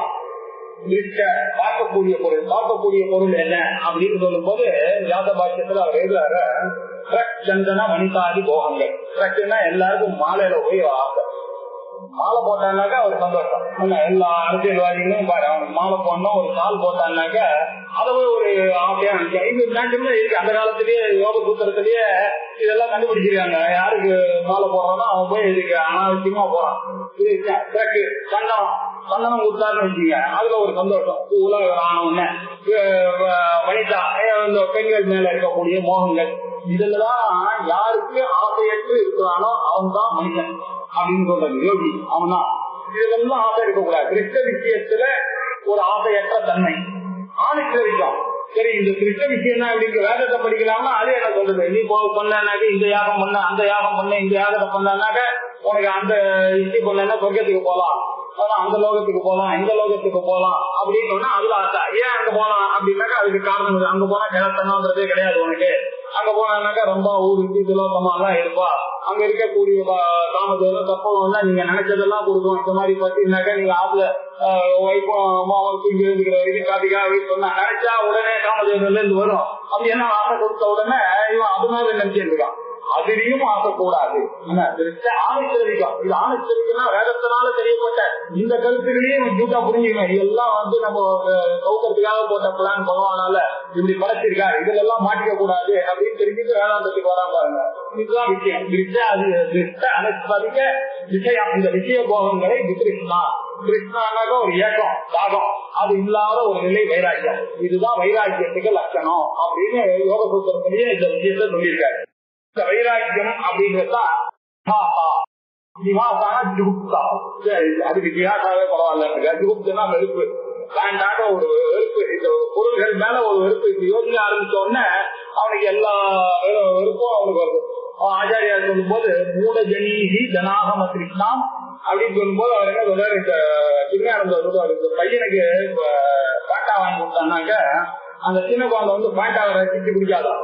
அது ஆயிட போறது அவனுக்கு முன்னாடி நான் ஆயிட போறது இந்த டென்ஷன்ல அவன் குடிக்கவே இல்லை. நம்ம பாத்துல நம்ம போன வாங்கின கீழே நல்லா அனுபவிக்கவே இல்லை. நீங்க போன வீடு வாங்கினீங்க, அதுல முழுக்க பழக்கமா நான் மூடி பிறந்தது இல்லை. அதுக்குள்ள அது வானான்னு சொல்லிட்டு அதுக்குள்ள 3 பெட்ரூமுக்கு போயிட்டோம். 1 பெட்ரூம் போகாது, 3 பெட்ரூம் போனா போதாது, சொந்தமான இருந்தது. அதையே இன்னும் யாருமே அனுபவிக்கல. முதல்ல வாங்கினது அதுக்குள்ள இன்னொரு இதையும் சரியா அனுபவிக்கல. அந்த காரையே சரியா ஓட்டல. அதுவே ஓட்டது 25,000 விசாச்சு 25,000 கிலோமீட்டர்ல. அதுக்குள்ள ஒரு வெர்னா கார் வாங்கிட்டான். அதுக்குள்ள ஒரு அடுத்தது ஆடி கார் வாங்கணும்னு. இதெல்லாம் எல்லாமே இன்னைக்கு யோசிச்சு பார்த்தோம்னாக்க எப்படி இருக்குன்னாக்க சரியாவே இருக்கிறதே நம்ம என்ஜாய் பண்ணல. இதுல இப்படி தோஷமா பார்த்தோம்னாக்க நம்ம ஏதோ வாங்கினா நம்ம என்ன அனுபவிக்க போறோம்ன்ற வைராக்கியம் யாருக்கு வருதோ அதான் வைராக்கியம். அப்படி ஒரு வெறுப்பு எல்லாத்துலயே, ஆமா இதை வாங்கி என்ன பண்ண போறோம் அப்படின்னு ஒரு வெறுப்பு வரணும் எல்லா விஷயங்களையும். இதுதான் வைராக்கியம். அது வைராக்கியம் ஜிஹாசா சிரவணாதி, கண்ணால பாக்குறதுல அதான் வழிகாட்டி போய் அந்த மனசுல அந்த யோக சூத்திரத்தை மனசுல வச்சுட்டுதான் இவர் சொல்லிருக்காரு. கண்ணால பாக்குறதுலயோ சிரவணாதி, காதால கேட்கப்பட்ட இந்த சிரவணாதி விஷயங்களிலோ இது எல்லாமே அப்படி இருக்கு. சரி, ஒண்ணு சொல்லலான்னு பார்த்தோம்னாக்க என்னுடைய தேகத்துல ஆரம்பிச்சு பிரம்மாஜி பரியந்தம், சதுர்முக பிரம்மா பரியந்தம், அக்னி வாயு இந்திரன்ல ஆரம்பிச்சு பிரம்மா வரைக்கும் எல்லாமே எஜிமரலாதான் இருக்காங்க. எல்லார் கையிலும் அடையறதெல்லாம் நிறைய கஷ்டப்பட வேண்டியிருக்கு. யாகம் பண்ணோம்னா 5 நாளைக்கு யாகம் பண்ண வேண்டியிருக்கு. இவ்வளவு யாகம் பண்ணி என்ன கடைக்கு போறதுனாக்கா சொர்க்கத்துல போக போறேன். சரி, சொர்க்கத்துல போனா பர்மனண்டா இருக்குமா? கீழே புண்ணிய மத்திய லோகம் தீரலாம். திருப்பி அவ்வளவு தூரம் வரதுக்கு நான் எதுக்கு இவ்வளவு கஷ்டப்படணும்? அந்த ஒரு இது நான் ஏற்கனவே சொல்லியிருக்கேன். ஒரு சப்ராஜ் ஒரு பையன் வீட்லயே உட்கார்ந்து இருந்தானா. அப்ப தாடி வளர்த்துட்டு எதுவும் பண்ணாம ஐஐடியும் படிச்சுட்டு உடனே அவன் அப்பா போய் படிச்சுக்கிட்டுலாம் அட்வைஸ் பண்ணலாம். ஏன்பா இது மாதிரி பையன் இப்படி இருக்கான், படிச்சுட்டு எதுக்கும் வேலைக்கு போக மாட்டான்றான், எதுலயுமே இன்ட்ரெஸ்ட் இல்லாம படிச்சுட்டு இருக்கான், நீங்க கொஞ்சம் அட்வைஸ் பண்ணக்கூடாதா அவனுக்கு அப்படின்னு. சரின்னு அவர் என்ன பண்ணாரு, கொஞ்சம் அட்வைஸ் பண்ணாரு. உடனே அவர்கிட்ட பண்ண, ஏன்பா நீ இப்படி படிச்சுட்டு இருக்கிய, கொஞ்சம் பின்னுக்கு வர வேண்டாமா, நீ இது மாதிரி படிச்சுட்டு இருந்தாக்க என்னத்த அச்சீவ் பண்ண முடியும்? நம்ம எதுக்காக உங்க அப்பா கஷ்டப்பட்டு படிக்க வச்சாரு, நீ இதெல்லாம் பண்ண வேண்டாம். சரிமாமா இப்ப என்ன பண்ணணும்னு சொல்றீங்க அப்படின்னா, இல்ல நீ ஒரு வேலைக்கு போனோம், நல்லா படிச்சதை யூஸ் பண்ண வேண்டாமா, அவ்வளவு படிச்சுட்டு சரி வேலைக்கு போயிட்டு என்ன பண்ணணும் அப்படின்னா, இல்ல வேலைக்கு போயிட்டு என்னன்னா சம்பாதிச்சுட்டு உனக்குன்னு ஒரு சம்பாத்தியம் வந்தோம், ஒரு கல்யாணத்தை பண்ணிட்டு, ஆமா சரி கல்யாணத்தை பண்ணிட்டு என்ன பண்றோம்னா கல்யாணத்தை பண்ணிட்டு ஒரு குழந்தைய பெற்றுக்கலாம் அப்படின்னா, சரி குழந்தைய பெற்றுட்டு என்னன்னா அதுக்கு சம்ஸ்காரம் எல்லாம் பண்ணி அதுக்கு ஒரு கல்யாணம் ஆகிற வரைக்கும் அதுக்கப்புறம் அதுக்கு பேரெல்லாம் பிறந்தோடனே அப்பாதான் அந்த வீட்டுல நிம்மதியா உட்காந்துக்கலாம் போதியோ, அதுக்காக தான் சொன்னேன். இப்பதான் அதான் பண்ணிட்டு இருக்கேன் நானு, இதுக்கு எதுக்கு என்ன போய் அப்படி ஒரு ரூட்டு போட்டு விட்டுருக்கீங்க, அதேதான் பண்ணிட்டு இருக்கீங்க பண்ணிட்டு இருக்கேன் தான். அந்த மாதிரி இங்க சொர்க்காதி போகங்கள்ல ஆசைப்பட்டு அவன் யாகாதிகள்லாம் அப்படி அவ்வளவு கஷ்டம் பண்ணி என்ன சொல்றதுன்னா அக்னினே புண்ணிய மத்திய லோகம் விசந்தி அப்படின்னு சொல்லுது. அதனால அவர் என்ன சொன்னார் யோகத்துல திருஷ்ட அனுசிரவிக்க விஜய விகிருஷ்ணா சந்தா அப்படின்னார். இந்த திருஷ்ட விஷயங்கள் வெட்டந்தன வனிதாதி போகங்களிலேயோ ஆணிசிரவிக்க வேதத்துல சொல்றது குடிச்சுட்டு அந்த யாகத்தை பண்றேன் இந்த யாகத்தை பண்றேன்னு குடிக்கக்கூடிய ஆணிசிரவிகமான விஷயங்கள், இது எல்லாத்துலயும் விஷயங்களை விகிருஷ்ணா இந்த தாகம் இல்லாம இந்த ஈடுபாடு இல்லாம இந்த வேட்கை இல்லாம விஜய விகிருஷ்ணா சந்தாசன் யாரு இருக்கிறானோ சகா வைராகி, அவன் தான் வைராக்கியம் உடையவன் அப்படின்னு சொன்ன அவனுக்கு இந்த விஷயங்கள் எல்லாம் ஒரு ஜிகுப்த வந்து அவனுக்கு ஒரு ஜிகாசான வெறுப்பு. அப்படி இந்த வெறுப்பை சம்பாதிக்கிறது தான் வைராக்கியத்தினுடைய லட்சியம். இந்த விவேகமும் வைராக்கியமும் யாருக்கு இருக்கோ அவனுக்குதான் பிரம்மத்துல ஈடுபாடு வரும். இந்த வைராக்கியமும் விவேகமும் இல்லாத ஆளு ஏதோ கேட்கறான்னு எல்லா சாஸ்திரத்தையும் கேட்கற மாதிரி கேட்டுருவான். ஏன்னா இது அவனை பத்திய சாஸ்திரம், இந்த சாஸ்திரம் மாதிரி இது தெரிஞ்சுட்டு போற சாஸ்திரம் இல்ல. அது ஒண்ணு படிச்சாலும் அன்னைக்கு சாயங்காலம் இவன் போய் நினைச்சு அது ஒண்ணு தைக்கணும் மனசுல. அப்படி இருக்கக்கூடியதுதான் அதான் தேகாதி பிரம்ம பரியந்தம். இது எப்படி இருக்குன்னா என்னுடைய தேகத்துல ஆரம்பிச்சு பிரம்ம பரியந்தம் பிரம்மாதி பரியந்தம் இருக்கக்கூடிய விஷயங்கள்ல இவனுக்கு ஆசையை போகணும் அப்படின்றாரு. இவனுக்கு அந்த போகத்து வேணும்னு அது கூட ஒரு ஆசைதான். இங்க போய் நான் 100 யாகம் பண்ணி இந்திரன் ஆகணும், அங்க போய் அமராவதியில உட்காரணும், அங்க போய் ஒரு தலைவன் ஆகணும்னு ஒரு ஆசை இருக்கு. அந்த ஆசையும் இந்த ஜிஹா அமுத்ரார்த்த பலபோக விராகா அதுக்காக இங்கே ஆரம்பிச்சு பிரம்மலோகம் பரியந்தம் இவனுக்கு வைராக்கியம் வேணும். அதெல்லாம் வேண்டாம் எனக்கு யார் நினைக்கிறானோ அவன் தான் இரண்டாவது அதிகாரிக்கும் அவனுக்கு தான் சொல்லியிருக்கு. தேகாதி பிரம்ம இந்த உடல்ல தொடங்கி பிரம்மாவனுடைய அந்த போக்கு வரைக்கும் அனித்தியே போகவஸ்தரி, இதெல்லாம் அனித்தியம் தான், எல்லாம் போகவஸ்துடன் கூடினது அப்படின்னு தரிசன சிரவணாதிவிகி திருஷ்ட ஆணிசிரவிக விஷயத்தினால தரிசன சிரவணாதிவிகி ஜிகாசா வெறுப்பு யா எதுவோ அதுதான் வைராக்கியம் அப்படின்னு 2வது குவாலிபிகேஷன்ல சொன்னாரு. நித்திய அனித்திய வஸ்து விவேகா பிரம்ம சத்தியம் ஜெகன் வித்யா அப்படின்னு முதல் சட்டம். சத்தியம் பிரம்ம ஏகம் பிரம்ம தத் விதிரிக்தம் சர்வம் அனித்தியம் அப்படின்றது முதல்ல சொன்ன கண்டிஷன். 2வது சொன்ன கண்டிஷன் திருஷ்டானுசிரவிக விஷய விதிரிக்தா வைராக்கிய அமுத்திர பல போகும். இங்க மாத்திரம் ஆசை இருக்கு, அவனுக்கு பக்கத்துல ஆசை இருக்கு, வேலை எல்லாம் படிச்சு அதெல்லாம் பண்றாருனாக்கா அதுவும் வைராக்கியம் இல்லை அவனுக்கும் தான் அப்படி இல்லை. அதனாலதான் அத்தியாச பாக்கியத்துல சொல்லும் போது அவர் என்ன சொன்னாரு அப்படின்ட்டாரு மனுஷனை. இவனுக்கும் பசுக்கும் வித்தியாசமே இல்லை அப்படின்ட்டாரு. இவனுக்கும் பசுக்கும் வித்தியாசமே இல்லையா? ஆமா, அதுவும் கையில ஹஸ்தத்துல திரும்ப பூர்ணனா வந்தான்னாக்க பின்னாடி நோக்கி போறது, கையில தண்டோத்தியகரமா இருக்கிறது ஆக்ரோஷத்தாக வந்தாங்கன்னா திரும்பி போறது. அதே மாதிரிதான் நம்பணும் அப்படின்னு சொன்னதுக்கு ஒரு பூர்வபட்சம் அவரே போட்டார். நீங்க சொல்றது லோக்கல் இருக்கிற மனுஷாளுக்கு எல்லாம் தெரியுது. வேலை முழுக்க அத்தியானம் பண்ணா கணாந்தம் பண்ணி அத்தியானம் பண்ணிருக்கேன், லட்சணாந்தம் அத்தியானம் பண்ணிருக்கேன். நானு என்ன போய் அந்த குரூப்ல சேர்க்கிற வேத மந்திரம் தான் எனக்கு தெரியும் அப்படின்னாரு. அதுக்கு ஆச்சாரியர் கேட்டாரு, வேத மந்திரம் கரெக்ட் தான், இந்த தேகத்தை எதிரிக்தமாகவும் உலகத்தை எதிரிக்தமாகவும் ஒரு வஸ்து இருக்குன்றத தெரிஞ்சுட்டுதான் நான் வேதத்தை அத்தியானம் பண்ணேன், அதனாலதான் நான் இவ்வளவு லட்சணங்கள்லாம் படிச்சிருக்கேன் அப்படின்னா அதுதான் ரைட்டுப்பா. இந்த பிரம்மமானது அப்பேத பிரம்மக்ஷத்ராதி போகங்கள், இந்த பிராமண சத்திரியா அப்படின்ற விஷயங்கள் எல்லாம் நீக்கினதான அந்த பிரம்மத்தை இவனுக்கு தெரியுமா? அவன் தான் பண்ணும் போது வசந்தே அப்படின்னு ஒரு வசந்த ருதுவையும் அவன் ஆரம்பிக்கிறான், காலத்திரிகையில தான் அவன் ஆரம்பிக்கிறான். பிராமணன் தான் இருக்கணும்ன்றான் அவன். இப்படி பிராமண கஷத்திர பேதமே அவனுக்கு போகவே இல்லையே, இப்படி பேத வைக்கணும் இன்னும் அத்தியாசம் இருக்கு. அதனால அவனும் பத்தும் ஒண்ணுதான். அவங்க வேதாந்தத்தை தவிர பாக்கிய பேர் எல்லாம் இந்த கோஷ்டி தான் பசுவாதிச்சு அதிசேஷான்றதுனால அதனால நான் சொன்னதுல தப்பு இல்லன்னு அடிச்சுட்டாரு. அதனால அவனும் பத்துதான் எல்லாம் பத்துதான் அப்படின்னு அடிச்சுட்டாருங்க. இப்படி விரஜ்ய விஷயம் பிராதா தோஷ திருஷ்யா முகுர் முகு நியதாபத்தா மனசம உச்சதே. அடுத்து விவேகம் சொன்னார், வைராக்கியம் சொன்னார், சமஹா அப்படின்னு. சமஹானா என்னன்றது முதல்ல பார்க்கணும். சமஹா அப்படின்னாக்க மன சம்பந்தமான விஷயம் சமஹா. மனோ நிகிரஹா சமஹா நம்ம பார்த்தோம் போதத்துல ரொம்ப சிம்பிளா சொன்னார் அவர். மனோ நிகிரஹா அப்படின்னா மனத்தினுடைய கட்டுப்பாடு இல்ல மனத்தினுடைய ஒழுக்கம் அப்படி வச்சிருக்கோம். நம்ம அதுதான் மைண்ட் கண்ட்ரோல் வச்சிருக்கோம். அல்ல மன அமைதி. இந்த மூணுத்தையும் நம்ம சினானியமா வச்சுட்டு இந்த சமயத்துக்கு ஏற்ற மாதிரி பயன்படுத்திருக்கோம். மனசுனா நமக்கு வேண்டியது மூணு.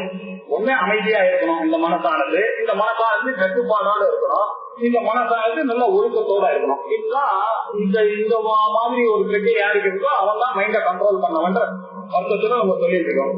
இதுக்கு என்ன முதல்ல புரிஞ்சுன்னா, இந்த மனசுன்றது ஒரு கரணம். நமக்கு அந்த கரணம் அது வேற. கரணம்னா என்ன அர்த்தம்னாக்கா கருவின்னு அர்த்தம். கருவின்னா என்ன அர்த்தம்னா இன்ஸ்ட்ருமெண்ட் அர்த்தம். இன்ஸ்ட்ருமெண்ட்னா என்ன அர்த்தம்னாக்கா என்னுடைய கண்ட்ரோல்ல அது இருக்கணும்னு அர்த்தம். அதுக்கு பேர் தான் கருவின்னு பேரு. ஒரு கார் வாங்கினா வாகனம் இருக்குன்னாக்கா அது ஒரு கருவி, என்னுடைய வாழ்க்கைக்கு தேவையான ஒரு கருவி. அதை நான் யூஸ் பண்றேன். அதை நான் போட்டேன்னாக்கா அதை ரைட்ல திரும்பணும்னு சொல்லிட்டு நான் ஸ்டீரிங் ரைட்ல திரும்பணும், அது ரைட்ல திரும்பணும். அது திரும்பாம லெப்ட்ல போச்சுன்னாக்கா அது என்னுடைய கண்ட்ரோல்ல இல்ல. அந்த கருவினால எனக்கு என்ன பிரயோஜனம்? அப்படிதான் அந்த கருவியான போனா நானும் போக வேண்டியதுதான் அதோட சேர்ந்து.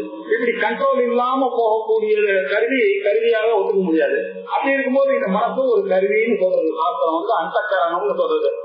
அந்த காரணமான இந்த கருவியானது மனசானது என்னுடைய கண்ட்ரோல்ல தான் இருக்கணும். அதனால முதல்ல நம்ம தெரிஞ்சுக்க வேண்டியதுதானே இந்த வாகனத்தை என்னுடைய கண்ட்ரோல்ல வச்சுக்கணும். அந்த கண்ட்ரோல்ல வச்சுக்கிறாங்க அந்த வாகனத்துக்கு என்னெல்லாம் பண்ணணுமோ அதெல்லாம் பண்ணி வச்சுக்கலாம். அதே மாதிரி என்னுடைய மனசும் கல்வி தானே. இந்த மனசை நான் அதெல்லாம் பண்ணுவோம். தியானம், பூஜை, புனஸ்காரம் இதெல்லாம் வச்சிருந்தாலும் அது அப்பப்போ டியூன் பண்ணிட்டே இருக்க முடியும். அப்படி இருக்கக்கூடியதுதான் சொல்ற பயிற்சி கேட்கும். இல்லைன்னாக்கா அது சொல்ற பயிற்சி கேட்காது. அதை ஒரு வழிக்கு எடுத்துட்டு வரணும். ஏன்னா காத்தாலே அதை விட்டோம்னா அங்க இங்க போயிட்டே இருக்கும். அதனால அதை தடுத்து நிறுத்தி காலங்காத்தால சீக்கிரம் எழுந்துக்கணும்னு ஒரு கண்ட்ரோல் நானா வச்சுக்கணும். அதுக்கப்புறம் என்ன பண்ணுன்னா இந்த டயத்துக்குள்ள நான் கொஞ்சம் அவனத்தை பண்ணணும் அப்படின்னு வச்சுக்கணும். இதுக்குள்ள ஒரு வேலை பாராயணத்தை பண்ணணும் அப்படின்னாக்கா அதை ஒரு மணி நேரம் என்ன ஆச்சு என்னுடைய மைண்ட் எல்லாம் என்ஜாய் இந்த வேலை பாராயணம். இப்படிதான் மனசை ட்ரெயின் பண்ணணும். இந்த மாதிரி ட்ரைனிங் கொடுத்து அந்த கல்வியை பண்ணாலும் அந்த கல்வி கரெக்டா வேலை. நம்ம எப்படி கால வைக்கிறோம்னா அதுக்கு உண்டான மெயின்டெனன்ஸ் பண்ணாலும் அது அதனுடைய நம்ம கேட்கற பர்பத்துக்கு அது செட் ஆகும். அதே மாதிரி ஆத்ம ஞானம் வரணும்னா அந்த ஆத்மாவுக்கு கல்வியா இருக்கக்கூடிய இந்த மனசை அதுக்கு உண்டான காரியங்கள்னால அதை டெய்லி மெயின்டைன் பண்ணி வச்சிருக்கணும். அது மாத்திரம் இல்ல, இந்த மனசுல அதுக்கு நோய் இல்லாம இருக்கணும். மனசு எது நோய்? மனசு என்னன்னா காம, குரோத, மத, மாச்சரிய, லோபம் இதெல்லாம் இல்லாத கூடிய இதெல்லாம் தீய எண்ணங்கள். இந்த தீய எண்ணங்கள்லாம் என்னன்னாக்கா அதனுடைய நோய். அந்த நோய் இருந்ததேயானால் அதனுடைய வேலை சரியா செய்ய முடியாது. அதனால நம்ம என்ன பண்ணணும்னா இந்த காமம் அப்படின்னா இது என்னோட இரண்டாவது ஒரு பொருளாக ஒரு ஒண்ணு இருந்ததுன்னா அதனால ஆசை இருக்கு, இது எனக்கு நிச்சயமா சந்தோஷத்தை தருவோம்னு நினைக்கிறோம், இது தராது அப்படின்ற அறிவு எனக்கு போய் இதை ட்ரைன் பண்ணணும். இது அவசியமா இந்த பொருள் வாங்குறது. பாத்துல இருக்கும் போது இந்த டிவியும் வாங்கி 2 டிவி அந்த ரூம்லயும் இந்த ரூம்லயும் இருக்கும்போது 3வது டிவி அவசியமா அப்படின்னு நம்ம யோசிக்கிறோம். இதுக்காக ஒரு கருவியை வாங்கறதுக்கு முன்னாடி இந்த மாதிரி நம்ம யோசிக்கணும். ஏன்னா இதனால காமம் தான் ஜாஸ்தி ஆகும்னாக்கா அது வேண்டாம் அப்படின்னு நிறைய பண்ணணும். இப்படி காமம், குரோதம்னா ஒண்ணு வாங்கணும்னு நினைக்கிறோம், அது வரலன்னா கோபம் வருது. இந்த கோபத்தினால என்ன ஆகுது, என்னுடைய மைண்ட் சரியா வேலை செய்ய முடியலன்றது கோபம். அவன் என்ன பண்றான், கோபத்துல எடுத்து பட்டுன்னு போட்டு அடிச்சிடுறாங்க. நம்ம டெய்லி பேப்பர்ல பாக்குறான். நல்லா வந்தான் திடீர்னு கோபம் வந்தது, அவன் தன்னையே அருவாமனையினால போட்டு வெட்டிட்டான் அப்படின்லாம் நம்ம பாக்குறான். எதனால இதெல்லாம் வருது அப்படின்னா அவன் சரியா அந்த மைண்டை ட்ரைனிங் கொடுக்கான், அதனால இங்க வருது. அது என்ன பண்ணிருச்சுன்னா அவன் கருவியா இருக்க வேண்டியது அது சொல்ற மாதிரி இவன் மாத்திட்டான். அவன் எல்லாருக்கும் இந்த குடிக்க போறவங்களுக்கு எல்லாம் 6 மணிக்கு நல்லா தெரியும் குடிக்கிறது தப்புன்னு. ஆனாலும் அந்த டைம் வந்தவொடனே அந்த பார்த்த உடனே அவன் மனசை கேட்கிறவன் இவன் என்ன பண்ணிடுறான், இவனுடைய பேச்ச இவனுடைய அறிவு கிளீனா சொல்றது அதை கேட்காம போயிடுது. இப்படி இருக்கக்கூடிய அந்த மனசை அப்பப்போ கண்ட்ரோல் பண்றோம் யாரோ அவன் தான் வேறாங்க. அதனால சமம் ரொம்ப அவசியம். அது மட்டும் இல்ல, மனசுக்கு நோய் வந்துருச்சுன்னா கூட ஆன்டிபயோட்டிக் மாத்திரை சாப்பிட்டோம், அவனுக்கு நோய் போயிடுச்சு. ஆனா கூட டாக்டர் என்ன சொல்றாரு, இன்னும் ஒரு 10-15 நாளைக்கு ஜாகிரதையா இருக்கும்பா, வெளியில நீங்க போக கூடாது. ஏன்னா நோய் தான் இல்லையா கூட நோய் எப்ப வேணாலும் திருப்பி தாக்கும்.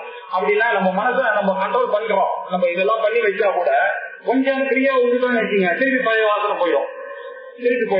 அதனால அதே விட இப்படி இந்த 3 விதமான கண்ட்ரோல், அதை கருவிக்கு அதை மனசி அதை கரெக்டா மெயின்டைன் பண்ணணும்னு ஒரு கண்டிஷன். இதுக்கு என்னன்னா இந்த மனசுல நோய் இல்லாம இது ஆரோக்கியமா நோய் இல்லாம வச்சுக்கணும். அது மாத்திரம் இல்ல, அந்த ஆரோக்கியம் கெடாம வேற பாத்துக்கணும், இது பாதுகாக்கணும் வேற. இப்படி இந்த 3 விதமாக இந்த மனசை யார் ஒரு கண்ட்ரோல் பண்ணிக்கிறானோ அதுக்குதான் மனோ நிகிரஹா அப்படின்னு பேரு. ஜமஹா இது என்ன பண்ணா விஷய பிராகாது விரட்சிய விஷயம் அப்படின்னா இந்த போக்கிய வஸ்துக்கள், இந்த பிரசாது அப்படின்னாக்க கூட்டம். விஷய பிராசாது விரட்சிய விலக்கி நீக்கி, விரட்சிய இது வேண்டாம் இது வேண்டாம் பற்று வேண்டாம் அப்படின்னு நம்ம பிராக்டிஸ் எடுத்துன்னு வர்றோம். இது வேண்டாம் இது வேண்டாம் நீக்கி தோஷ திருஷ்டியா எல்லாத்துலயும் இருக்கக்கூடிய தோஷத்தை பார்க்கணும். யார் எது சொன்னாலும் உடனே நமக்கு அதுல இருக்கிற தோஷம் தான் நம்ம வாங்கணும்னு சொன்னோம்னா அதுல இருக்கிற ப்ராப்ளம் இமீடியட்டா நினைக்கலாம். இந்த ஆபீஸ்ல கூட ஒரு ப்ராஜெக்ட் வரணும்னா அதுல என்னெல்லாம் ப்ராப்ளம் வருது, ஷார்ட் என்ன வருதோ அதை திங்க் பண்ணிக்கலாம். அதே மாதிரி நம்மளுடைய மைண்டையும் நம்ம பார்க்கும்போது இதனுடைய ஷார்ட் கமிங்ஸ் என்ன அதெல்லாம் முதல்ல பண்ணணும். தோஷ திருஷ்டின்றது ரொம்ப இம்பார்ட்டன்ட். அந்த தோஷ திருஷ்டியை பார்க்க தான் மனசை கண்ட்ரோல் பண்ண முடியும். மனசை கண்ட்ரோல் பண்றதுக்கான உபாயத்தை சொல்றாரு இவர். நம்ம உங்களுக்கு வேணும்னாக்க தோஷ திருஷ்டி இருக்கணும். அதுவும் எப்படி இருக்கணும், ஒரு தடவை இந்த தோசை திருஷ்டியை பார்த்தா நான் சொன்ன மாதிரி காப்பி பள்ளி உண்டுச்சுன்னா காப்பி வேணாம்னு சொன்னா அது மாதிரி இல்லை. முகுர்முக இந்த காப்பி வேண்டாம் வேண்டாம் வேண்டாம் நினைச்சு அந்த காப்பியை நிறுத்தணும். நான் முகுர்முக பண்ணணும். அடிக்கடி மீண்டும் மீண்டும் அப்படிங்கிற அர்த்தத்துல மீண்டும் மீண்டும் இந்த தோசை திருஷ்டியினால இந்த விஷய புராதாது இந்த விஷய கூட்டத்துல விலக்கிய விலக்கி விலக்கி அப்புறம் என்ன பண்ணலாம்னா கொலக்கிய தன்னுடைய கோல் என்னவோ சின்ன பசங்க விளையாடிட்டே இருக்காங்க. விட்டாச்சுன்னா அவன் மாதிரி கம்ப்யூட்டர்ல விளையாடிட்டே இருக்கான். அவன் என்ன பண்றது, நம்ம போயிட்டு அவன் ஒரு ஹிந்தி கிளாஸ்ல பேரு அப்படிங்கும், நீ இங்க போயிட்டாரு இங்க வேஸ்ட் பண்ணாத கேட் எக்ஸாம் போ எழுது அவன் உட்கார்ந்து இருக்காத அப்படின்றப்பா. ஏன்னா அவனுக்கு ஒரு லட்சியத்தை கொடுத்துக்கணும். லட்சியத்தை கொடுத்தாங்கனாக்கா புத்தி எல்லாம் அந்த லட்சியத்திலேயே இருக்குது. ஏன்னா மைண்ட் கண்ட்ரோல் ஆகும். இல்லைன்னா உட்காந்து என்ன பண்றதுன்னு தெரியாம விளையாடிட்டு தான் இருப்பான். இல்லையா, நமக்கு ஒரு லட்சியம் ஒண்ணு இருந்து நம்ம ரொம்ப அழகா நம்ம இந்தியாவில பாலிடிக்ஸ் ப்ராப்ளம் வந்தது காரணம் அப்ப ஒரு கோல் இருந்தது. நம்ம 1947 இண்டிபெண்டன்ஸ் வரணும்ன்றதுக்காக எல்லாரும் ஒரே ஆங்கிள் ஒர்க் பண்றதுனால ஒரு லட்சியம் இருந்தது. அந்த லட்சியம் இப்ப போன உடனே என்ன ஆச்சுன்னா என்ன பண்றதுன்னு தெரியாம என்னென்னமோ பண்ணிட்டு ஏதோ கலக்காலாம் நடந்துட்டு இருக்கு. நமக்கு ஒரு என்ன கோல்ன்றது தெரியல. நீங்க ஒரு கோலை செட் பண்ணி விட்டுட்டீங்கன்னு வச்சீங்க, அந்த கோலை செட் பையன் ரொம்ப குத்திட்டே இருந்தாலும் அவனுக்கு ஒரு கோல் செட் பண்ணி கொடுக்கணும். இந்த இதுல சேர்த்து நீ இந்த கிளாஸுக்கு போ அப்படின்னு சொல்லிட்டா அவன் கிளாஸுக்கு போயிட்டு இருப்பான். அந்த குலட்சியத்துல அவன் புத்தி போச்சுனாக்க நீங்க மைண்ட் கொஞ்சம் கொஞ்சமா கண்ட்ரோல் ஆகும். அது நியத அவஸ்தா. நியதம் அப்படின்னா முறையாக அந்த முறையாக அந்த அடக்கமான நிலையிலேயே அதை ட்ரெயின் பண்ணணும். அந்த மனத்தை அதை முறைப்படுத்தணும். எப்படி பண்ணணுமோ அது காதால இறங்க உடனே அவங்களுக்கு வேலை பாருங்க கொஞ்சம் நேரம் பண்ணணும் அப்படின்னு ஒரு விதிச்சிருக்கு. எதுக்காக நம்ம சாஸ்திரங்கள்லாம் சாஸ்திரக்காக தான் எல்லா சாஸ்திரமும் தர்மசாஸ்திரம் முழுக்க நம்ம பண்ணதை யோசிச்சு பார்த்தோம்னாக்க எதுக்காக நம்மளுடைய மனசு கண்ட்ரோல ரொம்ப அழகா புரிஞ்சுட்டு இருக்காங்க. இப்போ ஒரு கல்யாணம் நடக்கிறதுன்னு வச்சுங்க, ஒரு பையனையும் ஒரு பொண்ணையும் திடீர்னு 2 பேரும் பார்த்துட்டு லைஃப் லாங் ஒன்னா இருந்தாங்க. இது பாசிபிள் எல்லாம் இல்ல. இது மாதிரி மைண்ட்ல ப்ராப்ளம் இருக்கும் அவனுக்கு. அதனால சாஸ்திரம் என்ன பண்ணா இந்த பொண்ணை பாக்குறது பையனை பாக்குறது ஒரு 4 பிராமணால் அங்க வரக்க வைக்க வேண்டியது அப்படி காட்சி அவனுக்கு கல்யாணம் பண்ணி இப்போ அவன் உட்கார்ந்து இதை பண்ணும் போது அவனை அறியாமே அவன் மைண்ட்ல போய் இது இறங்குறது நீளமான இந்த அவஸ்தை இதுதான் அவனுக்கு லைஃப் லாங் இவளை காப்பாற்றணும் அப்படின்னு போனான். அவளுக்கு என்ன பண்றது, இவர் தான் வாத்துக்க இவரோடதான் நீ இருக்கணும் இப்படின்னு அந்த மைண்ட் பிளே தான் அது. அந்த மைண்ட் இப்படி எல்லாம் பண்ணி வச்ச உடனே கல்யாணம் ஆனோடனே என்ன பண்ணான் அப்படி சாட்சியா பண்ணிட்டான். 1000 காரணம் சொல்றான். இருந்தாலும் அவன் 2 பேரும் ஒண்ணா. இது எல்லாம் மைண்ட் பிளே தான். இது இந்த மைண்ட் ட்ரைனிங்காக தான் இது தர்ம சாஸ்திரங்கள் எல்லாம் நமக்கு எடுத்து வச்சிருக்கு. அதே மாதிரி ஒரு சன்னியாசம் அப்ப வாங்குறான்னு வச்சீங்க, இவன் இவ்வளவு நாள் டெய்லி காத்தால இருந்து நான் சன்னியாவனமோ காயத்ரியும் பண்ணிட்டே இருக்கேன். திடீர்னு என்ன போய் நீ வேதாந்தம் படிச்சு ஆரம்பிச்சு இது தூக்கி போடு அப்படின்னு சொன்னாக்க சரியா வராது எனக்கு. ஐயோ நான் தப்பு பண்ணிட்டேனோ ஆத்ம ஞானமும் வரல, இந்த விஷயத்துக்கும் போக முடியல, அவங்களுக்கும் போக முடியல, நான் இந்த கஜாயத்தை வச்சு இந்த கதை போடுவேன்னு அவன் நினைச்சிருவான். அதுக்காக அவனுக்கும் என்ன பண்ணாங்கன்னா சன்னியாச தண்ணிக்கு நீ உங்க அப்பா அம்மாவுக்கு ஏதாவது கடமை இருந்ததுன்னா இந்த கிராதத்தை பண்ணும் அப்படின்னா ஆத்மகிராதமும் நீ பண்ணிக்கோ. அவனுக்கு பண்ணு இந்த மாதிரி இருந்தா அவனுக்கு ட்ரெயின் பண்ணி அக்னியை வச்சு இதே மாதிரி பண்ணி அந்த குரு எடுத்துட்டு போய் நீ இந்த இடத்துல போயிரு அப்படின்னு சொல்லி கங்கையில அவனை போய் வச்சு அவனுக்கு இந்த வக்கரத்தை சொல்லி இது பண்ண உடனே அவனுக்கு இந்த கிஃப்ட் போயிடுது. என்னடா இது இவ்வளவு நாள் வச்சு இந்த குடிமையை எடுத்துட்டான், இவ்வளவு நாள் வச்சு இந்த பூனலை எடுத்துட்டானே அந்த கிஃப்ட் அவனுக்கு வரக்கூடாதுன்றதுக்காக இப்படி ட்ரெயின் பண்ணிட்டீங்கன்னாக்கா அந்த மைண்டை அப்போ விதமா அவனுக்கு ஆயிடும். கரெக்ட் தான், நான் எடுத்த கிஃப்ட் அப்படின்னு இந்த மைண்ட்ல இதுதான் மைண்ட் கண்ட்ரோல், இதுதான் சமஹா. இப்படி நியதமாக இந்த மனத்தை எப்படி கண்ட்ரோல் பண்றதோ அதுக்கு சமஹா இது உச்சது அப்படின்னு சமத்துக்கு லட்சணம். அவனுடைய லட்சியம் சன்னியாசம் அவனுடைய லட்சியத்துக்கு ஏற்ற மாதிரி அவனை ட்ரைனிங். இவன் கல்யாணம் பண்ணிக்க போறான்னா அவனுடைய லட்சியம் அவளோட இருக்கணும்ன்றதுக்காக அப்படி ட்ரைனிங். இவன் பண்ணான்னாக்க சாஸ்திரியமா இருக்கணும்னா அவனுக்கு தர்மசாஸ்திரம் விதிக்கணும். அவனுக்கு இவ்வளவு ஜபம் பண்ணு, இவ்வளவு காத்தால எழுந்து பண்ணு, இவ்வளவு பண்ணு அப்படின்னு சொன்ன பூஜை பண்ணு அப்படின்னு சொன்னாலும் அவன் மனசு 3 மணி நேரம் 4 மணி நேரம் அங்க இருக்கும். அந்த 4 மணி நேரம் இல்லைன்னா வெளியில போயிடும். இப்படி நியதமான ஒரு அவஸ்தையில அவனை கொண்டு போய் தள்ளி விடுறது இருக்கு இல்லையா, இதுதான் இது சாஸ்திரம் பண்றது. இதுக்கு பேர் தான் சமஹா அப்படின்னு, இதுக்கு பேர் தான் மனோநிகிரகா, மனசா சம உச்சதே அப்படின்னாரு. இதுக்கு அடுத்தது விவேகம் ஆச்சு, வைராக்கியம் ஆச்சு, சமாதி சக்க சம்பத்தில 6 சொன்னாரு. சம சம உபரதி விதிக்ஷா ஸ்ரத்தா சமாதானம் அப்படின்னு 6. இதுல சமம் அந்த 6ல முதல் சமத்தை பார்த்தோம். இப்ப இந்த 6வதுல இருக்கக்கூடிய 2வது சமஹா. சமஹாங்கிறது என்னன்னாக்க இந்திரிய நிகிரகா. இந்த இந்திரிய நிகிரகா அகைன் காம்ப்ளிமெண்ட். இது நேர இந்திரிய நிகிரகம் சொன்னா அவருக்கு புரியாது. எப்படி இந்த இந்திரியம் படைச்சிருக்காரு அப்படின்னாக்க